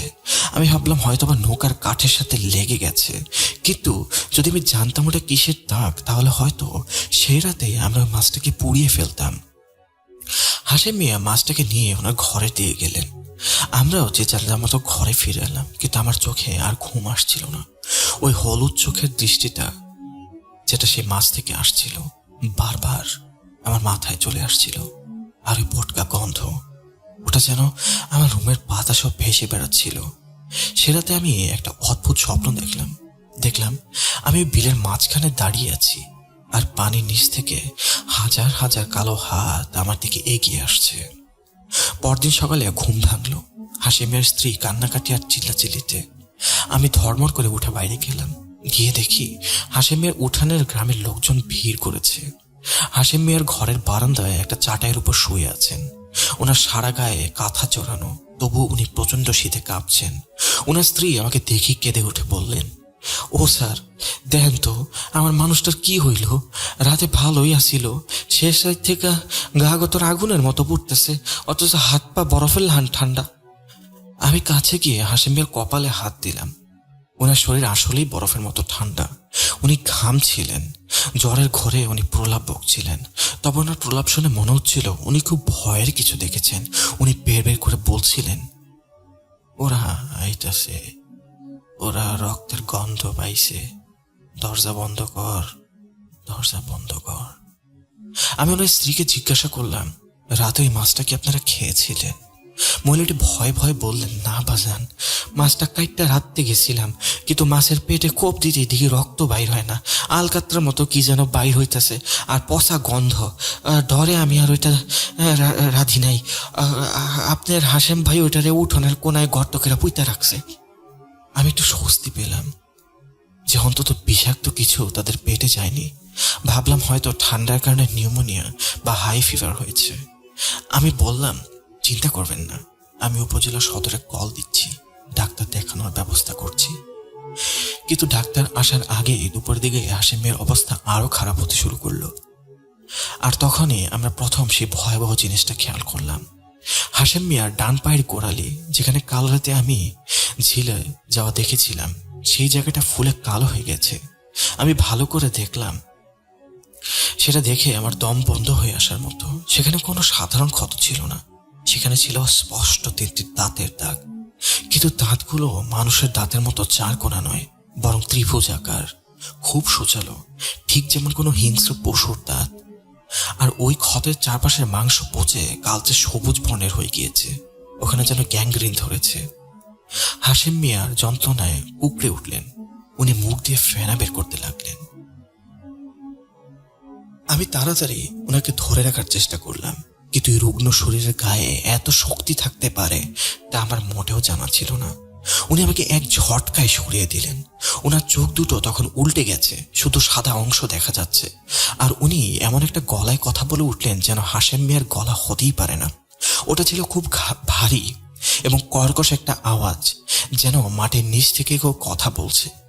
হাশেম মিয়ার গলা সেই স্বর শুনে উপস্থিত সবাই ভয় পিছিয়ে গেল। উনি বা ওনার ভেতরে থাকা সত্তাটি অদ্ভুত একটা হাসি দিয়ে বলল, নিয়েছিস যখন, দাম তো দিতেই হবে। রক্ত, আমার রক্ত চাই, রক্ত চাই, আমার রক্ত। আমি শিউরে উঠলাম। এটা কোনো সাধারণ অসুখ বা জ্বরের লক্ষণ নয়। হাশেম মিয়ার স্ত্রী জ্ঞান হারালেন। আমি বুঝতে পারছিলাম না কি করব। আমার হাত পা অবশ হয়ে আসছিল। বিজ্ঞান মনস্ক মন বারবার যুক্তি খুঁজছিল। এটা হয়তো টিটেনাস বা কোনো বিষাক্ত পোকামাকড়ের কামড় বা হ্যালোসিনেশন হচ্ছে, কিন্তু আমার মনের গভীরে একটা আদিম ভয় জেগে উঠেছিল। সেই বিকেলে গ্রাম থেকে একজন হুজুর ডেকে আনা হলো। উনি আমাদের গ্রামের মক্তবের ইমাম। হুজুর এসে হাশেম মিয়ার দিকে তাকাতেই ওনার মুখটা বেশ গম্ভীর হয়ে গেল। উনি হাশেম মিয়ার চোখের দিকে তাকিয়ে চমকে উঠলেন। তারপর একটু নিচু গলায় আমাকে বললেন, বাবা, ওনার মেডিকেলে নিয়ে যায় কোনো লাভ নাই। ওনার যে জিনিস ধরছে সেটা বড় কঠিন জিনিস, বিলের পুরানো আপদ। আপনারা সবাই সাবধানে থাকেন, সময় খুব খারাপ। হুজুর কিছু পানি পড়া দিয়ে চলে গেলেন, কিন্তু তাতে হাশেম মিয়ার অবস্থার কোনো উন্নতি হলো না, বরং রাত বাড়ার সাথে সাথে পরিস্থিতির অবনতি হতে লাগলো। সন্ধ্যা নামার পর থেকেই পরিবেশটা একদম বদলে গেল। টিনের চালে বৃষ্টির মতো শব্দ হতে লাগলো, অথচ বাইরে কোনো বৃষ্টি ছিল না। মাঝে মাঝে মনে হচ্ছিল ঘরের চালের উপর দিয়ে ভারী কিছু হেঁটে যাচ্ছে, খসখস শব্দ। আর মাঝে মাঝে সেই পটকা পচা গন্ধ, যা আগের রাতে মাছটা থেকে পেয়েছিলাম, সেটা ঘরের ভেতর তীব্র হয়ে উঠল। আমি হাশেম মিয়ার পাশে গিয়ে বসলাম। লণ্ঠনের আলোটা কাঁপছিল। হাশেম মিয়া আমার হাতটা খুব শক্ত করে চেপে ধরলেন। ওনার চোখ দুটো এখন অস্বাভাবিক, কিন্তু তাতে রাজ্যের ভয়। উনি ফিসফিস করে বললেন, স্যার, জানালার দিকে তাকায়েন না, ও বইসা আছে, ও আমার দেখতাছে। আমি নিজের অজান্তেই জানালার দিকে তাকালাম। জানালার বাইরে তখন ঘুটঘুটে অন্ধকার, কিন্তু সেই অন্ধকারের মাঝেও আমি স্পষ্ট দেখলাম জানালার গ্রিলের ওপাশে দুটো চোখ হলুদ ভাবে জ্বলছে, ঠিক সেই মাছটার চোখের মতো। আমার গলা শুকিয়ে কাঠ হয়ে গেল। আমি চিৎকার করতে চাইলাম, কিন্তু মুখ দিয়ে কোনো শব্দ বের হলো না। চোখের পলক ফেলতেই ছায়াটা সরে গেল, কিন্তু রেখে গেল এক তীব্র আতঙ্ক। হাশেম মিয়া তখন বিড়বিড় করে দোয়া পড়ার চেষ্টা করলেন, কিন্তু বারবার ভুল করছেন। মনে হচ্ছিল কোনো অদৃশ্য শক্তি ওনার মুখ চেপে ধরছে। রাত যখন গভীর হচ্ছিল, ওনার শরীরের তাপমাত্রা তত কম ছিল। মনে হচ্ছিল উনি ধীরে ধীরে একটু বরফের টুকরোয় পরিণত হচ্ছেন। তখনই আমি একটা অদ্ভুত শব্দ শুনতে পেলাম। শব্দটা আসছিল ঘরের মেঝের নিচ থেকে, হয়তো দেয়ালের পাশ থেকে। মনে হচ্ছিল কেউ নখ দিয়ে টিন বা কাঠ আঁচড়াচ্ছে। ক্যাচ ক্যাচ ক্যাচ শব্দ। শব্দটা এত অস্বস্তিকর ছিল যে তাতে দাঁত লেগে যাচ্ছিল। হঠাৎ হাশেম মিয়ার শরীরটা ধনুকের মতো পেকে গেল। উনি একটা অমানবিক চিৎকার করে উঠলেন। আমরা সবাই উনাকে ধরে রাখার চেষ্টা করলাম, কিন্তু উনার শরীর তখন অসম্ভব গরম হয়ে গেছে। বাইরের ঠান্ডা, কিন্তু ভেতরে যেন আগুন জ্বলছে। সেই মুহূর্তটি ছিল বিভীষিকাময়। হাশেম মিয়ার শরীরটা যেন ধনুকের মতো পেকে গিয়েছিল। সেটা দেখে মনে হচ্ছিল ওনার মেরুদণ্ড এখনই মট করে ভেঙে যাবে। আমরা তিনজন মিলে ওনাকে চেপে ধরেও রাখতে পারছিলাম না। ওনার শরীরে তখন অসুরের শক্তি। সবচেয়ে ভয়ের ব্যাপার হলো ওনার মুখ দিয়ে তখন ফেনা বের হচ্ছে, আর উনি দাঁত দিয়ে নিজের ঠোঁট কামড়ে ছিঁড়ে ফেলছেন। রক্ত আর লালা মিশে মিশে একাকার হয়ে যাচ্ছে। মিনিট 5 পর খিচুড়িটা হঠাৎ থামলো। উনি বিছানায় এলিয়ে পড়লেন, যেন ওনার শরীরে এক বিন্দু শক্তি অবশিষ্ট নেই। আমি ওনার পালস চেক করলাম। হার্টবিট তখনও এত দ্রুত ছিল যা মনে হচ্ছিল তার হার্ট তার বুক ছিঁড়ে বেরিয়ে আসবে। সে রাতে আর কেউ ঘুমাতে পারলাম না। আমি হাশেম মিয়ার মাথার কাছে বসে রইলাম। ভোরের দিকে ওনার জ্ঞান ফিরল, কিন্তু উনি কাউকে চিনতে পারছিলেন না। ফ্যাল ফ্যাল করে তাকিয়েছিলেন, যেন উনি অন্য কোনো জগতের দৃশ্য দেখছেন। সকাল হতেই আমার এক ডাক্তার বন্ধু আবরারকে ফোন দিলাম। ও ঢাকায় প্র্যাকটিস করে। ওকে পুরো বিষয়টা, বিশেষ করে হাশেম মিয়ার পায়ে সে অদ্ভুত ক্ষতের ব্যাপারটা ডিটেলসে বললাম। আমার সব শুনে সে কিছুক্ষণ চুপ করে রইল, তারপর বলল, দোস্ত, তুই যা বলছিস মেডিকেলি এটা কোনো ব্যাখ্যা আমি পাচ্ছি না। ত্রিভুজাকার দাঁতের দাগ আর শরীরে ঠান্ডা হয়ে যাওয়া এটা কোনো সাধারণ ইনফেকশন বা অ্যানিম্যাল বাইট বলে মনে হচ্ছে না। তুই বরং ওনাকে দ্রুত ময়মনসিংহ মেডিকেল বা ঢাকায় নিয়ে আয়, এখানে লোকাল ট্রিটমেন্টে কোনো কাজ হবে না। আমি ফোনটা রেখে হতাশ হলাম। এই প্রত্যন্ত হাওয়ার এলাকা থেকে ওনাকে এখন শহরে নিয়ে যাওয়া প্রায় অসম্ভব, বিশেষ করে ওনার যে কন্ডিশন। তারপর আমি আর কি বা করতে পারতাম? এরপর হাশেমের স্ত্রী কিছুতেই ওনাকে হাসপাতালে বা কোনো ক্লিনিকে নিতে রাজি নন। ওনার একটাই কথা, এরা আলগা দোষ, ডাক্তার এনে কিছু করতে পারবো না। দুপুরের দিকে গ্রামের এক প্রবীণ মুরব্বী মকবুল চাচা আমাদের দেখতে এলেন। বয়স ৮০-র উপরে হবে, কিন্তু শরীর এখনো শক্তপোক্ত। উনি এসে হাশেম মিয়ার পায়ের ক্ষতটা খুব ভালো করে দেখলেন, তারপর দীর্ঘশ্বাস ফেলে আমার দিকে তাকিয়ে বললেন, বাবা, তুমি তো শিক্ষিত মানুষ, শহরে থাকো, হয়তো আমার কথা বিশ্বাস করবে না, কিন্তু এটা কোনো সাধারণ ব্যায়াম না। এই ব্যায়াম খুব খারাপ, এটা বিলের অভিশাপ। আমি জিজ্ঞেস করলাম, চাচা, আপনি কি কিছু জানেন এ ব্যাপারে? মকবুল চাচা বারান্দার খুঁটিতে হেলান দিয়ে বসলেন। ওনার চোখ মুখ জুড়ে একটা আতঙ্কের ছায়া নেমে এলো। উনি পকেট থেকে পানির ডিব্বা বের করে সেখান থেকে একটা পুরনো ঘটনার অবতারণা করলেন। তিনি পান চিপুচ্ছেন আর ঘটনা বলার চেষ্টা করছেন। ঘটনার বাকি অংশ আমি মকবুল চাচার জবানিতেই বলছি। বলছেন মকবুল চাচা, তখন দেশ স্বাধীন হয়েছে মাত্র। আমি তখন যুবক। বাবার লগে আমি বিলে মাছ ধরতাম। এই গ্রামেরই এক জেলের নাম ছিল রহমত। খুব সাহসী পোলা ছিল, কিন্তু লোভও ছিল মারাত্মক। একদিন রাইতে সে ওই বিলে মাছ ধরতে গেছিল। ওই রাইতটাও এমন একটা অমাবস্যার রাত ছিল। রহমত যখন ফিরল, তার নৌকায় কোনো মাছ ছিল না, কিন্তু তার হাতে ছিল অদ্ভুত কালো একটা পাথর। দেখতে অনেকটা মাছের মতো, কিন্তু ঠিক মাছ ছিল না। সে কইল সে নাকি পানির তলে এক বিশাল প্রাসাদের খোঁজ পাইছে, আর এই পাথরটা সেখান থেকেই আনছে। আমরা তারে মানা করলাম, কইলাম জিনিসটা বিলে ফালাই দিয়ে, কিন্তু কে শুনে কার কথা? সে ফেললই না। সেই রাতের পর থেকে রহমত আর অবস্থা হাসিমের মতোই ছিল। প্রথমে জ্বর, তারপর প্রবল বকা। সে কইতো তারা নাকি পানির তলের থেকে ডাকতেছে, নিতে আইতেছে কেউ। 3 দিনের মাথায় আমরা দেখলাম রহমতের শরীরটা শুকাই কাঠ হয়ে গেছে। মনে হইতো তার শরীরের সব রক্ত কেউ সুইসা সুইসা খাইতেছে। আর সবচেয়ে বড় কথা কি জানো বাবা, তার মরার আগে রাইতে আমরা তার ঘরের ভেতর থেকে অদ্ভুত আওয়াজ পাইতাম। মনে হইতো ঘরের ভেতর অনেকগুলো মানুষ ফিস ফিস করে কোনো কথা কইতাছে অথবা কোনো বৈঠক করতেছে, অথচ ঘরে রহমত ছাড়া কেউ ছিল না। মারা যাওয়ার আগে রহমত আমার বাবার একটা কথা কইছিল।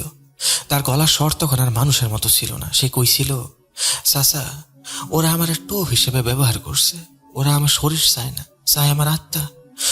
ওরা রক্তের গন্ধ পাইছে, এবার আর ওরা থামবো না। পরদিন সকালে আমরা রহমতের লাশ পাইলাম। লাশ না বইলা মমি বলা ভালো। শরীরে 1 ফোঁটা রক্ত আসছিল না, আর যে কালো পাথরটাও আনছিল সেইটার ঘরে পাওয়াই গেল না। ঘরের বেড়া গাইটটা যেন সেটা কেউ নিয়ে গেছে। হাশেমের অবস্থা দেখা আমার সেই 50 বছর আগে রহমতের কথা মনে পড়ে গেল। লক্ষণ এক, কিন্তু মানুষ দুইটা আলাদা। মকবুল চাচা থামলেন। ওনার ঘটনা শুনে আমার পিঠ বেয়ে একটা ঠান্ডা স্রোত নেমে গেল। আমি যুক্তি দিয়ে সবকিছু বিচার করতে চাই, কিন্তু চোখের সামনে যা দেখেছি তার সাথে এই গল্পের মিলটা আমি কিছুতেই স্বীকার করতে পারছি না। বিকেল গড়িয়ে সন্ধ্যা নামলো, আর সন্ধ্যা নামার সাথে সাথে পরিবেশটা আবার সেই থমথমে রূপ নিল। হাশিমের অবস্থাও হুট করে অবনতি হলো। সারাদিন উনি চুপ করেছিলেন, কিন্তু মাগরিবের আজানের পর থেকেই উনি ছটফট শুরু করলেন। আমি ওনার রুমে গেলাম, ওনাকে পানি খাওয়ানোর জন্য গ্লাসটা মুখের সামনে ধরলাম, কিন্তু উনি পানি খেলেন না। হঠাৎ আমার হাতটা খপ করে চেপে ধরলেন। ওনার হাতের নখগুলো আমার চামড়ায় বিঁধে গেল। আমি ব্যথায় কুঁকিয়ে উঠলাম। ওনার দিকে তাকিয়ে আমি স্তব্ধ হয়ে গেলাম। হাশিমের চোখের মণি দুটো এখন আর কালো নেই, ওটা ঘোলাটে হলুদ বর্ণ ধারণ করেছে, ঠিক সেই মাছের চোখের মতো। তিনি আমার দিকে তাকিয়ে অদ্ভুত হাসি দিলেন। সেই হাসিতে কোনো মানবিকতা ছিল না, ছিল শুধুই হিংস্রতা। তারপর উনি এমন একটা কণ্ঠে কথা বললেন যা শুনে আমার রক্ত হিম হয়ে গেল। এটা কোনো সাধারণ মানুষের কণ্ঠ হতেই পারে না, হাশিম মিয়ার তো কোনোভাবেই না। এটা একটা দ্বৈত কণ্ঠস্বর, একটা ভারী কর্কশ কিন্তু গলার নিচের আরেকটা তীক্ষ্ণ হিস হিসে আওয়াজ চাপা পড়ে আছে। মনে হচ্ছে ওনার গলার ভেতরে দুটো সত্তা একবারে কথা বলছে। হাসিম মিয়ার ভেতরে থাকা সেই সত্তাটা বা পজেস্ট হাসিম মিয়া আমার দিকে তাকিয়ে বলল, ডাক্তার ডাকছিস? লাভ নাই, ওরে আমরা নিয়ে যাব। অনেক দিন পর তাজা রক্তের স্বাদ পেয়েছি, এত সহজে কি ছাইরা দিব? আমি ভয় পিছিয়ে গেলাম। আমার হাত থেকে পানির গ্লাসটা পড়ে গিয়ে বিকট শব্দে ভেঙে গেল। ঘরের অন্য কোনায় থাকা হাসিমের স্ত্রী আর ছোট মেয়েটা ভয়ে জড়সড় হয়ে বসেছিল। আমি সাহস সঞ্চয় করে বললাম, কে আপনি? হাসিম ভাইকে কেন কষ্ট দিচ্ছেন? উত্তরে হাসিম মিয়া ভাওনা শরীরে থাকা জিনিসটা হঠাৎ মাথাটা ডান দিকে কাত করলো। হাড় মটমট করার শব্দ হলো। তিনি হিস করে বলল, আমি কে? আমি এই বিলের মালিক। তোরা আমার সীমানায় পা দিছিস, আমার জিনিস চুরি করছিস, এখন দাম দিবি না? রক্ত দিয়ে দাম শোধ করতে হইব। তোরা যেরকম টাকা দিয়ে দাম শোধ করস, আমার দাম রক্ত। রক্ত দিবি তোরা আমারে। কথাটা শেষ হতে ঘরের মোমবাতিটা তপ করে নিভে গেল। লোডশেডিং এর পর যেমন অন্ধকার হয়, ঠিক তেমন খুটখুটে অন্ধকার নেমে এলো ঘরে। আর সেই অন্ধকারের মধ্যে আমি স্পষ্ট শুনতে পেলাম ঘরের টিনের চালের উপর ধপাধপ শব্দ হচ্ছে। মনে হচ্ছে অনেকগুলো ভারী কিছু চালের উপর ক্রমাগত লাফাচ্ছে। আমি পকেট থেকে মোবাইলটা বের করে টর্চ জ্বালালাম। আলো রেখাটা হাসিমের পায়ে পড়তে আমি শিউরে উঠলাম। আমি এখন আর বিছানায় শুয়ে নেই।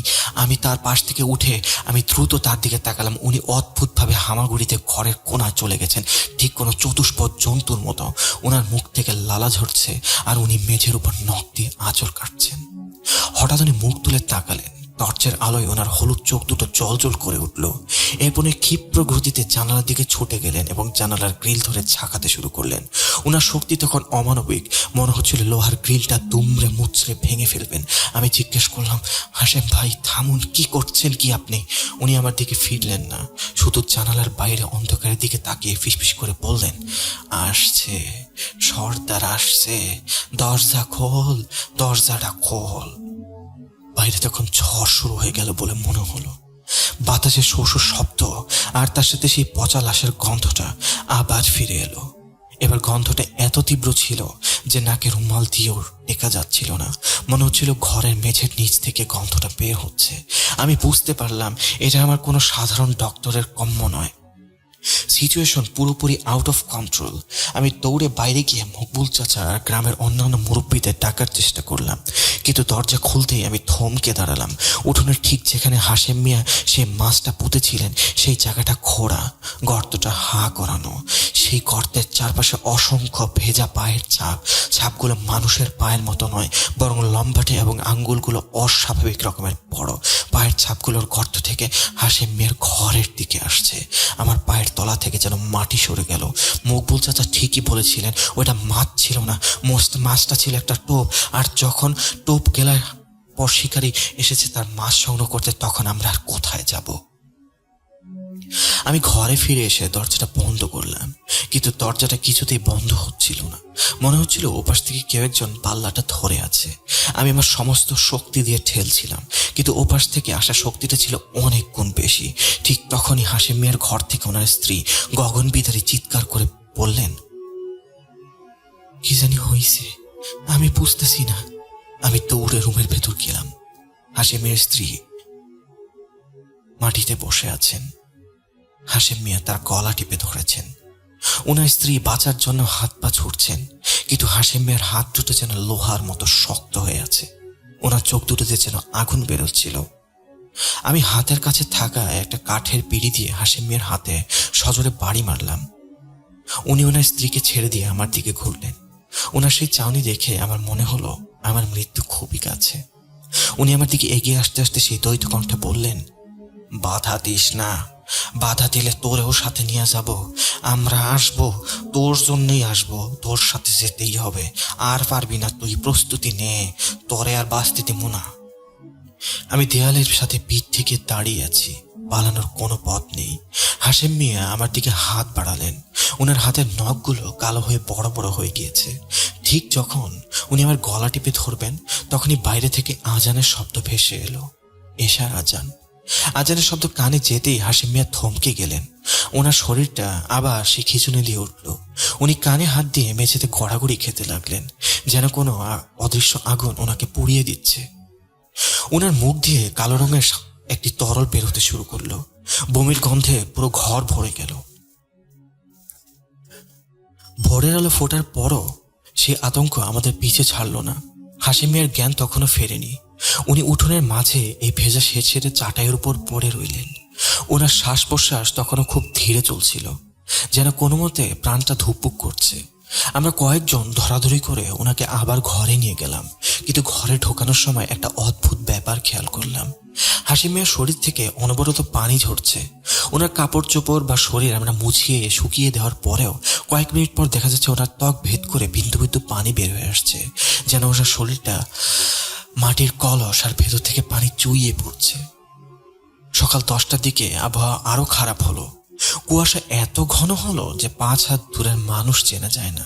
আমি ঘাটে গেলাম একটা ট্রলার বা নৌকা ভাড়া করে হাসিম মিয়াকে শহরে নিয়ে যাওয়ার জন্য, কিন্তু ঘাটে গিয়ে দেখি সব মাঝিওয়ালা চুপচাপ বসে আছে, কেউ নৌকা খুলবে না। কারণ জিজ্ঞেস করতে একজন বৃদ্ধ মাঝি ফিসফিস করে বললেন, ভাইজান, বিলে আজকা নতুন তুফান নাই, কিন্তু পানি খুব অশান্ত। বিলের পানি আজকা কালো হইয়া গেছে, এই সময় নৌকা ভাসাইলে আর ফিরে আসা যাইব না। আমি হতাশ হয়ে ফিরে এলাম। বুঝলাম এই দ্বীপে আমরা আটকা পড়েছি, আমাদের পালানোর কোনো পথ নেই। মোবাইলের নেটওয়ার্কও কাজ করছিল না যে কাউকে কল দেব। একটা অদ্ভুত বিচ্ছিন্নতা আমাদেরকে গ্রাস করলো। মনে হলো আমরা পুরো পৃথিবীর বাইরে কোনো একটা আলাদা জগতে আটকে পড়েছি। দুপুরের পর হাসিম মিয়ার জ্ঞান ফিরল, কিন্তু এই জ্ঞান ফেরাটা কোনো সুসংবাদের ছিল না। উনি চোখ খুলে তাকাতে আমরা দেখলাম ওনার চোখের মনে দুটো আর স্থির নেই। ওগুলো ঘড়ির পেন্ডুলামের মতো এক পাশ থেকে আরেক পাশে যাচ্ছে, আর উনি অনবরত বিড়বিড় করে কিছু একটা বলছেন।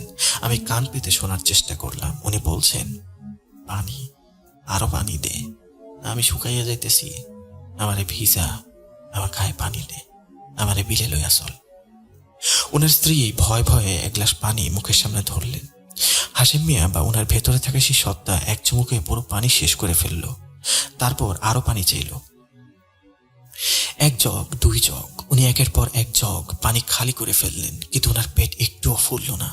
মনে হলো সেই পানি ওনার পেটে যেন যাচ্ছেই না, বরং অন্য কোথায় বেরিয়ে যাচ্ছে। বিকেল গড়িয়ে সন্ধ্যা নামছে, তখন সেই হুজুর আবার এলেন, সাথে আরো 2 জন মাদ্রাসার ছাত্র। হুজুর হাতে একটা বড় তসবিহ আর কিছু আরবি কিতাব আনলেন। উনি আমাকে ইশারা করে বাইরে ডাকলেন। ওনার চেহারা খুব গম্ভীর। হুজুর বললেন, বাবা, আমি ইস্তেখারা করছি, বিষয়টা সুবিধার না। হাসিমের যেটা ধরছে সেটা সাধারণ কোনো জিন না, এটা মারিচ শ্রেণীর কিছু জিন। এরা পানির দেশের জিনিস, খুব শক্তিশালী আর জেদি। আমি চেষ্টা করবো, কিন্তু জানের গ্যারান্টি আমি দিতে পারবো না। এই গ্যারান্টি আল্লাহ ছাড়া কেউ দিতে পারে না। আমি আল্লাহর উসিলা হয়ে শুধুমাত্র চেষ্টা করুন, বাকিটা আল্লাহর ইচ্ছা। আমি বললাম, হুজুর যা লাগে করুন, মানুষটাকে বাঁচান।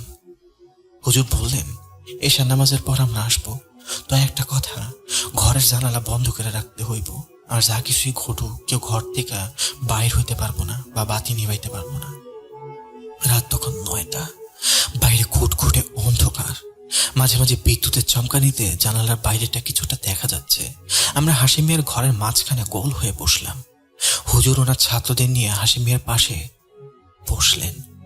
হাসিম মিয়াকে শক্ত দড়ি দিয়ে খাটের সাথে বেঁধে রাখা হয়েছে, কারণ বিকেলে উনি আবার ভায়োলেন্ট হয়ে গিয়েছিলেন। হুজুর ধীরে ধীরে সূরা জিন তিলাওয়াত শুরু করলেন। প্রথম কয়েক মিনিট সব শান্তই ছিল, শুধু হুজুরের দরাজ কণ্ঠ আর বাতাসের শোষ শব্দ। কিন্তু 10 মিনিট পার হতেই ঘরের পরিবেশ বদলাতে শুরু করলো। প্রথমে শুরু হলো সেই পটকা গন্ধ, সেই পচা মাছ আর লোহা পড়া গন্ধ। গন্ধটা এত তীব্র ছিল যে মনে হচ্ছিল আমার ফুসফুসটাই সেই গন্ধে পচে যাবে। তারপর শুরু হলো কাঁপুনি। হাসিম মিয়ার খাটটা থরথর করে কাঁপছে। উনি চোখ বন্ধ করে নিলেন, হঠাৎ আবার খুললেন। সেই হলুদ চোখ এখন আর সেটা ঘোলাটে নয়, একেবারে আগুনের মতো জ্বলছে। উনি হুজুরের দিকে তাকিয়ে এমন একটা বিকট চিৎকার দিলেন যে ঘরের টিনের চাল পর্যন্ত ঝনঝন করে কেঁপে উঠল। তারপর হাসিম মিয়ার মুখ দিয়ে সেই দ্বৈত কণ্ঠস্বর বেরিয়ে এলো। এবার তার ফিসফিসানি নয়, এবার সরাসরি হুমকি। তুই আবার আসছিস? তোর বাপের মতো তুইও কি মরতে চাস নাকি? তোর বাপরে আমরাই মেরে ফেলাইছি, এবার কি তুইও মরবি? ভালো চাস তো হেনতে পালা, এক্ষুনি পালা, আর যদি না পালাস তাহলে তোর বাপের কাছে তোরে আজকেই পৌঁছাইয়া দিমু। হুজুর থামলেন না, উনি আরো জোরে আয়াত পড়তে শুরু করলেন। ওনার কপালে ঘাম জমে গেছে। উনি পানির বোতল থেকে হাশেম মিয়ার গায়ে পানি ছিটিয়ে দিলেন। হাশেম মিয়ার গায়ে পড়তেই পানি ফুটন্ত তেলের মতো উনি ছটফট করতে লাগলেন। উনি যন্ত্রণায় মোচড়াতে লাগলেন। ওনার চামড়াতে ধোঁয়া বের হতে লাগলো। উনি চিৎকার করে বললেন, জইলা যাইতাছে, সব জইলা যাইতাছে, আমি তোদের ছাড়বো না। এই গ্রাম রে আমি কবরস্থান বানায় সেরা দিমু। এই গ্রামে সবাই আমি মাটির নিচে পুইতা ফেলামু। ঘরের একটা কোণ থেকে বিকট শব্দে আলমারির কাঁচ ভেঙে পড়ল। ঘরের ভেতরে রাখা স্টিলের গ্লাস, জগ সবকিছুই নিজে থেকে শূন্যে ভেসে উঠল এবং আমাদের দিকে উড়ে আসতে লাগলো। একটা কাঁচের টুল এসে আমার গায়ে লাগলো। আমার হাত কেটে রক্ত বের হলো। আমি ভয়ে এক কোণায় সরে গেলাম। হুজুর ধমক দিয়ে বললেন, ভয় পাইবেন না ভাই, ঈমান শক্ত রাখেন। হুজুর বা উচ্চস্বরে আজান দিতে শুরু করলেন। আজানের শব্দ শুনে হাশেম মিয়ার শরীরটা ধনুকের মতো বেঁকে গেল। ওনার হাড়গোড় ভাঙার কটকট শব্দ আমরা সবাই শুনতে পাচ্ছিলাম। মনে হচ্ছিল ওনার শরীরের প্রতিটি জয়েন্ট যেন কেউ হাতুড়ি দিয়ে পিটিয়ে ভেঙে দিচ্ছে। হঠাৎ হাশেম মিয়া শান্ত হয়ে গেলেন। ওনার শরীরটা খাটের পর ধপ করে পড়ে গেল। উনি হুজুরের দিকে তাকিয়ে অদ্ভুত করুণ গলায় বললেন, সাহায্য করো, সাহায্য করো, আমারে বাঁচাও, আল্লাহ আমারে বাঁচাও, আপনারা আমারে সাহায্য করেন, আমারে নিয়ে যাইতেছে, আমারে যাইতে দিয়েন না, আমি মরতে চাই না, আমারে বাঁচান, আমারে বাঁচান। এটা হাশেম মিয়ার নিজের গলা। উনি কাঁদলেন, কিন্তু পরক্ষণেই ওনার মুখভঙ্গি আবার বদলে গেল। আবার সেই শয়তানি হাসি। এবার উনি আমার দিকে তাকালেন। ওনার দৃষ্টিতে এমন কিছু ছিল যা আমাকে বুঝিয়ে দিল আসলে খেলা তো এখন শুরু। উনি সেই ভারী কণ্ঠে বললেন, আমরা বলি চাই, আমরা বলি চাই, ও অনেক ক্ষমতাশীল। ঠিক তখনই আমি বিষয়টা বুঝতে পারলাম। হাশেম মিয়ার পায়ে যে 3টি ত্রিভুজাকার দাগ, ওটা কোনো কামড় ছিল না, ওটা ছিল একটা সিলমোহর, একটা চাবি। মকবুল চাচা বলেছিলেন রহমতের কথা। রহমত সেই কালো পাথর এনেছিল, আর হাশেম মিয়া এনেছিল সেই মাছ। আমার শরীর ঠান্ডা হয়ে গেল। ওই মাছটা কোনো সাধারণ প্রাণী ছিল না, ওটা ছিল একটা পাত্র বা কারাগার। 1000 বছর ধরে পানির নিচে কোন এক অভিশপ্ত আত্মাকে ওই মাছের শরীরে বন্দি করে রাখা হয়েছিল। হাশেম মিয়া যখন মাছটাকে ডাঙায় তুলেছেন, তখনই সেই সিল ভেঙে গেছে, আর মাছটা মারা যাওয়ার সাথে সাথে সেই আত্মাটা মুক্ত হয়ে হাশেম মিয়ার শরীরে আশ্রয় নিয়েছে।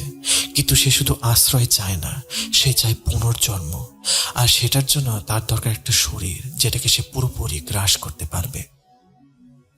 হুজুরও হয়তো বিষয়টা আজ করতে পেরেছিলেন। উনি চিৎকার করে বললেন, তোর নাম কি? বল, তুই কে?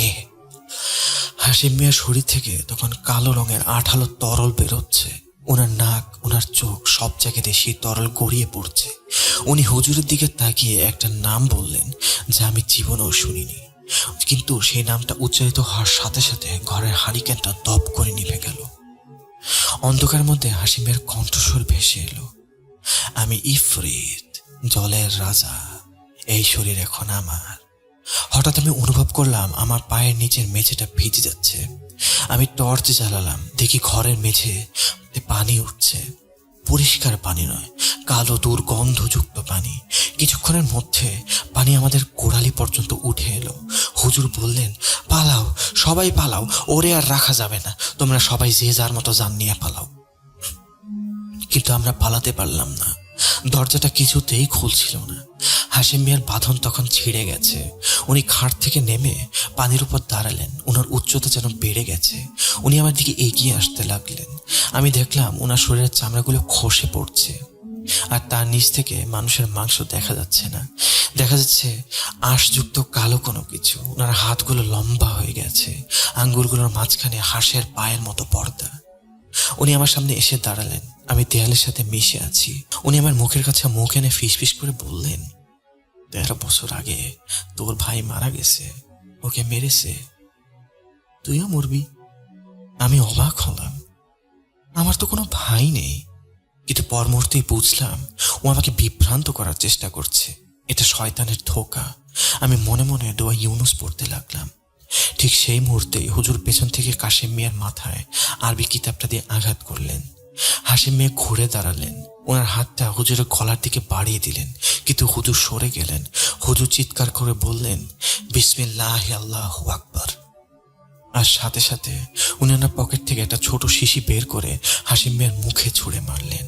ওটা হয়তো জমজমের পানি বা কোনো পড়া পানি ছিল। পানিটা লাগার সাথে সাথে হাসিম মিয়ার শরীর থেকে ধোঁয়া বের হতে শুরু হলো।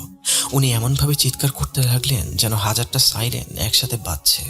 ওনার শরীরটা গলে যেতে শুরু করলো, মোমবাতি যেন গলে যাচ্ছে, ঠিক তেমনি ওনার হাত, ওনার পা, ওনার মুখ সব গলে যেতে শুরু করলো। ওনার শেষ কথা ছিল, আমি আবার আসবো, পানি যতদিন আসে আমি ততদিন আসি। ধীরে ধীরে হাসিম মিয়ার পুরো শরীরটাই কেমন যেন হয়ে যেতে শুরু করলো। খাটের উপর পড়ে রইল ওনার লুঙ্গি আর ওনার গলে যাওয়া দেহ। ঘরের পানি মুহূর্তেই শুকিয়ে গেল। দরজাটা ধরাম করে খুলে গেল। বাইরে ঠান্ডা বাতাস হুড়মুড় করে ঘরে ঢুকলো। আমরা সবাই স্তব্ধ হয়ে দাঁড়িয়ে রইলাম। হাসিম মিয়া আর আমাদের মাঝে নেই। উনি হাওয়ায় মিলে যাননি, উনি পানিতে পরিণত হননি, উনি এমন কিছুতে পরিণত হয়েছিলেন যা ভাষায় প্রকাশ করার মতো না। হাসিম মিয়াকে আমরা সবাই নিখোঁজ বলেই চালিয়ে দিলাম। গ্রামের কেউই কোনো প্রতিবাদ করলো না, কিন্তু সবাই সত্যিটা জানে, কিন্তু মুখ খোলার সাহস পেল না। হাসিম মিয়ার স্ত্রী আর মেয়েকে কিছু টাকা দিয়েছিলাম, জানি তাদের উপর সেটা দিয়ে কোনো কাজ হবে না, কিন্তু তারপরও নিজের বিবেক থেকেই আমি তাদেরকে সাহায্য করি। এখনো আমি আর সেখানে থাকিনি। সেই দিনে আমি চাকরি ছেড়ে দিয়ে চলে আসি ঢাকায়, কিন্তু ঘটনাটা আমি আজও ভুলতে পারিনি। আজও যখন আমি গোসল করতে যাই বা এক গ্লাস পানি খাই, আমার মনে হয় ওই পানির থেকে দুটো হলুদ চোখ আমার দিকে তাকিয়ে আছে। ঘুমানোর সময় আমি পানির ফোঁটার শব্দ পাই, টুপ টুপ। মনে হয় ইফরিত আবার আসছে আমার কাছে, আমাকে নিয়ে যাবে। আমি আজও জানি না সে আমাকে আমার ভাইয়ের ব্যাপারে কি বলেছিল। সে সেটা কেনই বলেছিল। হয়তো আমার জীবনে কখন আবার তার সাথে দেখা হতে পারে, যা আমি চাই না। সে ফিরে আসবে বলেছিল। আমি জানি না সে কবে আসবে বা কার কাছে আসবে, কিন্তু আমি জানি বিলে সেই কালো পানি এখনো অপেক্ষা করছে তার পরবর্তী শিকারের জন্য। এই বলে রাশেদ ভাই তার ঘটনা শেষ করলেন। রাশেদ ভাইয়ের ঘটনা শেষ হওয়ার পর উনি আর আমি কিছুক্ষণ চুপচাপ বসেছিলাম। ওনার হাত তখনও কাঁপছিল। আমি লক্ষ্য করলাম ওনার কপালে বিন্দু বিন্দু ঘাম। আমরা যখন ক্যাফে থেকে বের হলাম তখনই বাইরে ঝিরঝির বৃষ্টি শুরু হয়ে গেছে। রাশেদ ভাই বৃষ্টির দিকে তাকিয়ে কেমন যেন শিউরে উঠলেন। আমি ওনাকে ওনার বাসায় পৌঁছে দিলাম। এরপর আর আমার ওনার সাথে দেখা হয়নি। শুনেছি উনি নাকি মানসিক চিকিৎসার জন্য এখন দেশের বাইরে আছেন। মাঝে মাঝে তার সাথে টুকটাক কথাবার্তা হয়, তা আবার সরাসরি না। আসলে কিছু কিছু ঘটনা মানুষের মস্তিষ্কে খুব গভীর ক্ষত তৈরি করে। রাশেদ ভাইয়ের ঘটনাটাও ঠিক তেমনই ছিল। প্রিয় লিসেনার্স, এই ছিল আপনাদের জন্য আমার কালেক্ট করা আজকের ঘটনা। আশা করি ঘটনাটি আপনাদের ভালো লেগেছে বা অন্তত কিছুটা হলেও ভাবিয়ে তুলেছে। রাসেল ভাইকে অসংখ্য ধন্যবাদ আমাকে সুযোগ দেওয়ার জন্য। পুট.কমের সকল শ্রোতাদেরকে আমি শুভেচ্ছা জানিয়ে আজকের মতো বিদায় নিচ্ছি। আসসালামু আলাইকুম। Come back. আশা করছি আপনারা সবাই ভালো আছেন, ভালোর দলে আছেন। আমিও ভালো আছি, ভালোর দলে আছি। আমি আরও বেশি আপনাদের কাছে আসতে চাই, আরও বেশি ফ্রিকোয়েন্টলি আপনাদের সাথে ঘটনা শেয়ার করতে চাই, যেটা হয়তো আমার পক্ষে একা সম্ভব না। আর সেই কারণে আমি আপনাদের জানিয়েছিলাম যে আপনাদের মধ্যে কেউ যদি ইন্টারেস্টেড থাকেন যে আমাদের স্টোরি পড়বেন, তাহলে অবশ্যই আমাদের সাথে যুক্ত হতে পারেন। সেই ডাকে সাড়া দিয়ে আমাদের সাথে যুক্ত হয়েছেন সুমন। আমরা তার ঘটনা শুনব। এছাড়াও আরও অনেকেই আমাদের সাথে যুক্ত হচ্ছেন, তাদের ঘটনাও আমরা একে একে শুনব। চলুন কথা না বাড়িয়ে শুরু করা যাক। আসসালামু আলাইকুম রাসেল ভাই, আশা করি আপনি ভালো আছেন, কারণ আপনি ভালোর দলে। আর দোয়া করি আপনি যেন ভালো থাকেন, যাতে আমরা আপনার থেকে আরও অনেক ভালো ভালো ঘটনা শুনতে পারি। শুরুতেই বলে রাখি, আমার নাম গোপন রাখবেন। আমার লেখায় ভুল হলে তা ক্ষমার দৃষ্টিতে দেখবেন। এরপর তিনি তার নাম এবং ঠিকানা দিয়েছেন। আমি 2010 থেকে ভূত FM শুনি, কিন্তু 2019 থেকে শুনতে পারি নাই। এখন আবার আপনাকে ফিরে পেয়ে অনেক ভালো লাগলো। আমার ঘটনার ব্যাখ্যা আছে নাকি নাই তা আমার জানা নেই। যাই হোক, ঘটনায় আসি। রাসেল ভাই, আমি বর্তমানে ব্যবসা করি। ঘটনাটা আমাদের 2 বন্ধুকে নিয়ে, তবে আমরা 3 জন জড়িত। কেন তা ঘটনা শুনলেই বুঝতে পারবেন।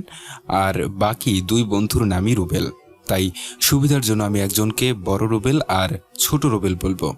ঘটনার আগে বলে নিই, আমার বাড়ির জায়গাগুলো ঠিক নদীর চরের মতো, তবে বালি না, মাটির চরই বলতে পারেন। মূল ঘটনা, রাসেল ভাই, আমার ঘটনাটি 2016 সালের। আমার বাড়ির উত্তর দিকে আরেকটা চরের পর একটা চর আছে, আর ওইখানে প্রতিদিন আমরা খেলাধুলা করতাম। প্রতিদিন আমরা খেলা শেষে ওই মাঠে বসেই আড্ডা দিতাম রাত 10টা পর্যন্ত। যদি কোনো কোনো সময় আমাদের সিনিয়র ভাইয়ারা থাকতো তাহলে কখনো রাত 12টাও বেজে যেত। একদিন এমনই এক খেলার শেষে আমরা আড্ডায় মেতে উঠেছি। বলে রাখা ভালো, ওই দিন কোনো একটা সমস্যার কারণে সন্ধ্যা থেকে বিদ্যুৎ ছিল না। রাতটাও যেন আমাবস্যা রাতের মতো। তখন আমাদের মধ্যে এক বন্ধু বলে উঠল, চলো একটু বাজারে যাই, আমার মোবাইলে টাকা নাই, তাই যেতে হবে। বলে রাখা ভালো, আমাদের বাড়ি থেকে 5 মিনিট হাঁটলেই একটা ছোট বাজার পড়ে, আর আমার বাড়ির পাশেই একটা বড় পুকুর আছে। ওই পুকুর নিয়ে অনেক ঘটনা আছে। যাই হোক, পরে আমরা উঠে পড়লাম বাজারে যাওয়ার জন্য। আমরা 3 বন্ধু আড্ডা ছেড়ে বাজারের দিকে হাঁটা লাগালাম। কিন্তু এক বন্ধু বাড়ির সামনে আসার পর বলে উঠল, আজ আমি আর কোথাও যেতে পারবো না, কারণ আজকে আমি অনেক কাজ করে ক্লান্ত, তোরা যা। পরে অনেক জোরাজোরি করে তাকে আমাদের সাথে নিতে পারলাম না। পরে আমার বন্ধু বলল, মোবাইলটা দিয়ে যা, আমি একা একা নয়তো সময় পার করতে পারবো না। আমি ভাবলাম এত অন্ধকারে একা থাকতে পারবে না, তাই আমার মোবাইলটা দিয়ে দিলাম। যখন পুকুরের সামনে আসলাম তখন আমার সাথের বন্ধুর মোবাইলে চার্জ না থাকায় তার মোবাইলটাও বন্ধ হয়ে যায়। যেই না মোবাইলটা বন্ধ হলো, আমি খেয়াল করলাম পুকুরের এক কোণ থেকে এক দৌড়ে আমার ওই বসে থাকা বন্ধু চলে আসলো।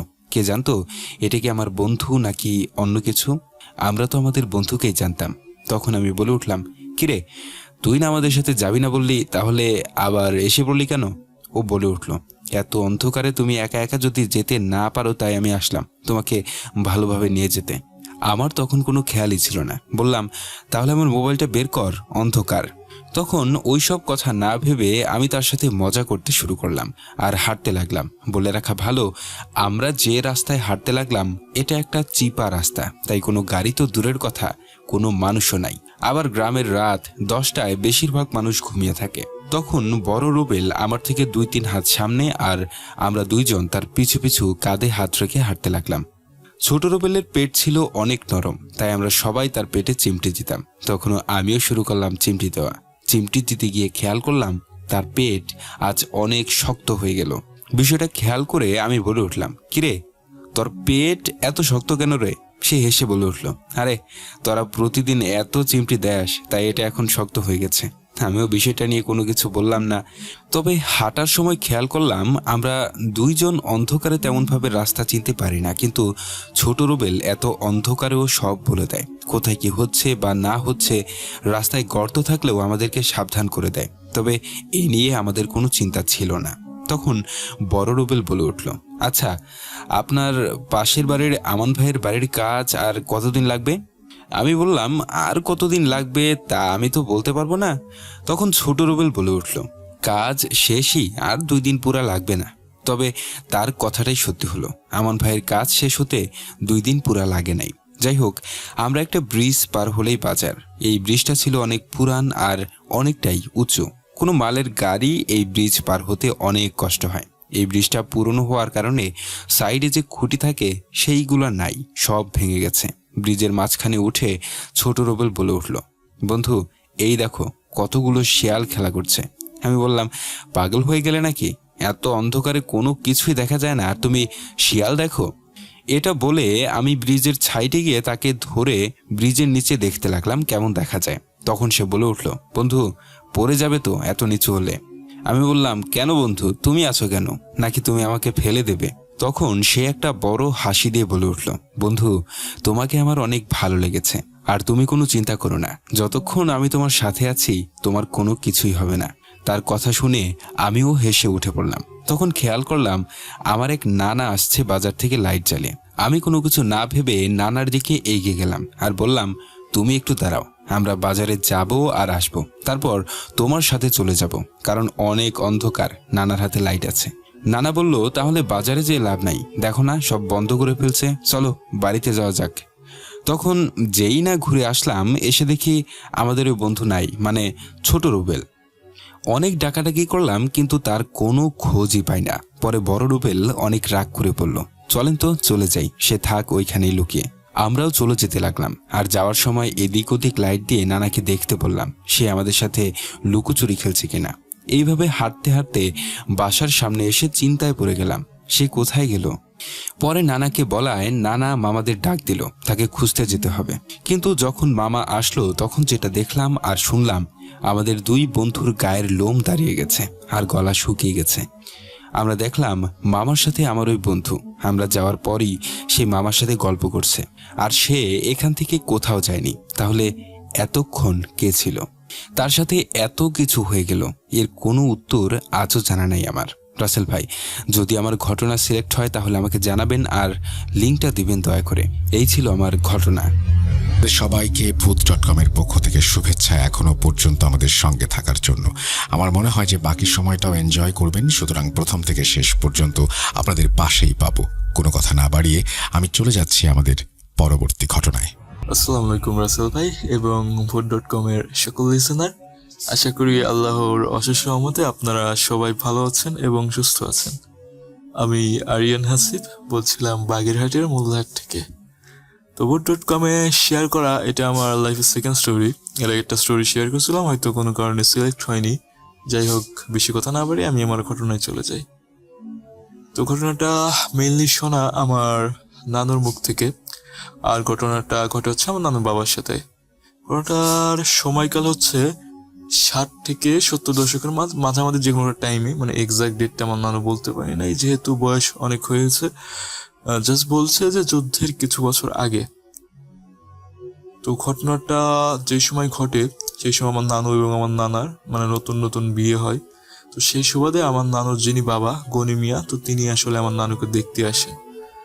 তো দেখতে আসার পরে তো অনেক কেনাকাটা করে আবার নানুর বাসায় আছেন। তো অনেক গল্প গুজব করতে করতে বিকেল গড়িয়ে সন্ধ্যা টাইপ হয়ে যায়। তো তখন আমার মানে নানুর যিনি বাবা, তার নাম হচ্ছে গনি মিয়া। তো তিনি বলেন যে মা, আমার তো এখন যেতে হবে, তোমার মা তো একা একা বাসায় আছে, আর এবং আমার কাজ তো কালকে একটা কাজ আছে, জরুরি কাজ, তো আমার তো যেতেই হবে। তোমার নানু তো কোনোভাবেই যেতে দিবে না, যেহেতু মানে যে রাস্তা দিয়ে আমার নানুর বাবার বাসায় যাইতে হয়, তো সেই রাস্তা অনেক প্রত্যন্ত অঞ্চল আর কি। দিনের বেলায় ওইখানে গাড়ি পাওয়া যায় না, আর লোক সমাগমের তো কোনো কথাই নেই। মানে দিনের বেলায় গাড়ি পাওয়া যায়, রাত্রেবেলা তো গাড়ি পাওয়া যাবে না, আর হেঁটে যেতে গেলে অনেক দূর যেতে হবে। ডাকাতের ভয় আছে, অন্যান্য ভয় অনেকগুলা মানে আছে। তো আসলে কোনোভাবে এই সব কিছু মিলিয়ে আমার নানু কোনোভাবে আমার নানাকে যে মানে নানুর যিনি বাবা তাকে যেতে দিবে না। তো তারপরও মানে আমার নানুর যিনি বাবা গনি মিয়া, তো উনি আসলে নাছোড়বান্দা, উনি যে মানে যাবে।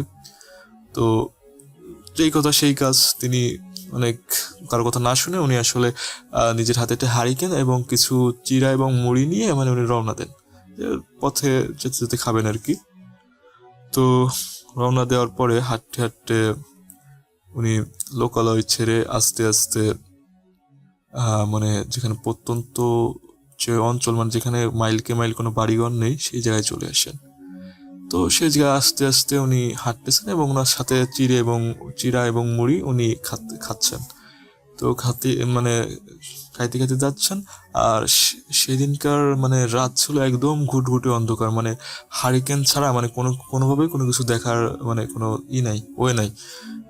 তো উনি হাঁটতেছেন, হাঁটার পরে কিছু দূর চোখ যেতে ওনার মনে হচ্ছে মানুষের অবয়বের মতো, মানে ওনার থেকে প্রায় 40-50 মানে 30-40 কদম সামনে, মানে হারিকেন আলো এক্সাক্ট ভালোভাবে দেখা যাচ্ছে না, উনি জাস্ট দেখলেন যে মানুষের শেপে একটা অবয়ব দাঁড়িয়ে আছে, মানে হাঁটতেছেন।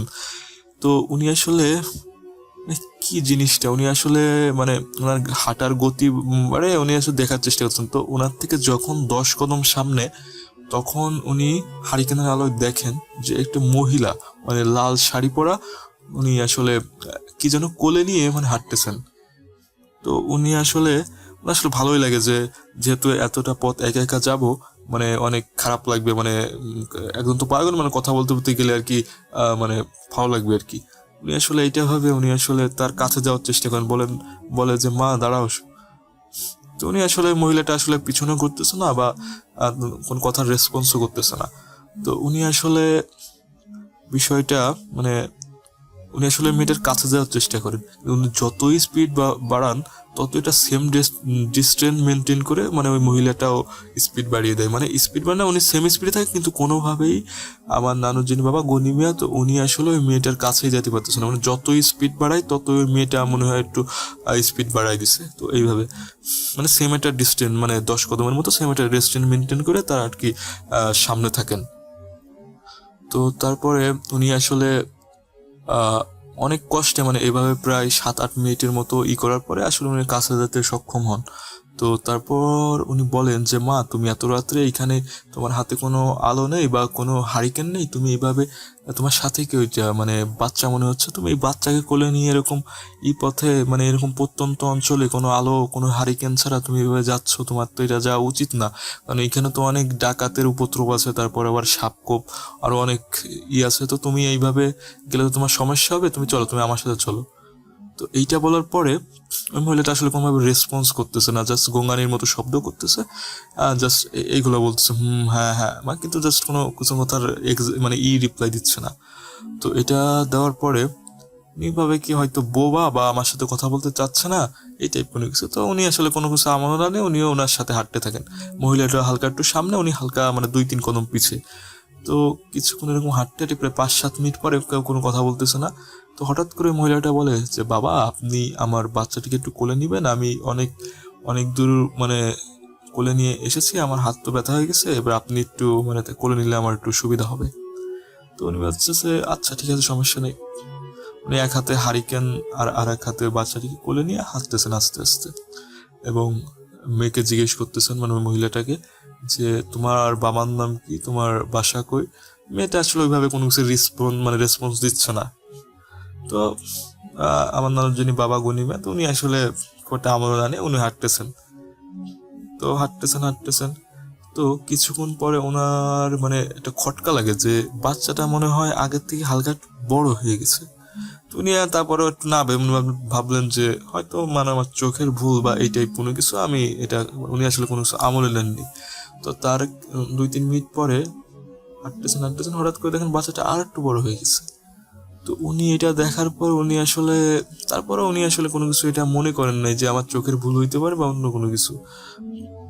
তো এইবার হাঁটার পরে 2-3 মিনিট পর এইবার দেখেন কি, যে বাচ্চাটা একদম অস্বাভাবিক লেভেলের বড় হয়ে গেছে। মানে বাচ্চাটির হাত এবং পা মানে মাটির সাথে মিশে গেছে বড় হয়ে।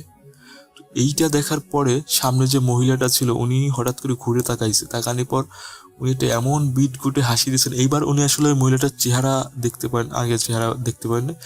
মানে যেভাবে হাসি দিছে, ওনার পান নিচ থেকে মাটি সরে গেছে একদম। মানে উনি বলছিলেন যে এরকম পিট কুটে হাসি আমি আমার জীবনে কোনোদিন দেখি নাই। আর অন্য কোনো মানুষ যদি এটা দেখতো তাহলে সে নগদে অজ্ঞান হয়ে যেত। তো উনি এটা দেখার পরে ওনার তো একদম মানে হৃৎপিণ্ড মানে একদম ফুলে ফেপে বেরোয় যাওয়ার অবস্থা। তো উনি এটা দেখার পরে উনি ওই বাচ্চাটাকে মানে ছুঁড়ে ফেলে দিয়ে ওই মহিলাটাকে পাশ কাটায় দৌড় দিয়ে চলে যান, যেহেতু পিছিয়ে যাওয়ার কোনো অপশন নেই, যেহেতু বাসার কাছে কাছে চলে আসছেন। তো পাশ কাটায় চলে যাওয়ার পরে তো উনি দৌড়াচ্ছেন মানে ভয়তে ওনার তো একদম জিভে বার হয়ে যাওয়ার মতো অবস্থা। তো উনি দৌড়াচ্ছেন এভাবে কতক্ষণ দৌড়াইছেন উনি নিজেও বলতে পারেন নাই। তো প্রায় একটা আনুমানিক সময় প্রায় আধা ঘন্টা বা 40 মিনিটের মতো দৌড়ানোর পরে সামনে উনি দেখেন যে বড় একটা কালো অবয়বের মতো, মানে রাস্তার এই পাশে এক পা ও পাশে এক পা দিয়ে মানে দাঁড়ায় আছেন এবং খিলখিল করে হাসতেছেন। তো হাসার পর এটা দেখে তো ওনার একদম মানে উনি বলতেছেন যে আমি ওই সময় যদি অজ্ঞান হয়ে যেতাম তাও ভালো হইতো, কিন্তু আমি ওই সময় অজ্ঞান হইনি। আমি মানে উনি একটু সাহসী ব্যক্তি ছিলেন। তো উনি এখন কি করবেন ওনার মাথায় আসলে কোনো কিছু ঢুকতেছে না। মানে কি করে, পিছিয়ে যাওয়ারও অপশন নাই, পিছিয়ে গেলে অনেক, আবার প্রায় বাসার কাছে চলে আসেন, পিছিয়ে গেলে অনেক দূর যাওয়া লাগবে। তো উনি আল্লাহর নাম করতেছেন, যা সূরা কালাম যা পারেন তা পড়তেছেন। পড়ার পরে তো উনি একটা জিনিস খেয়াল করলেন, মানে পিছিয়ে যাওয়ার তো কোনো অপশন নেই। উনি এক দৌড় দিয়ে মানে ওই যে অবয়বটা নিচ দিয়ে দৌড় দিয়ে একদম এক দৌড়ি মানে দৌড়াতে থাকেন।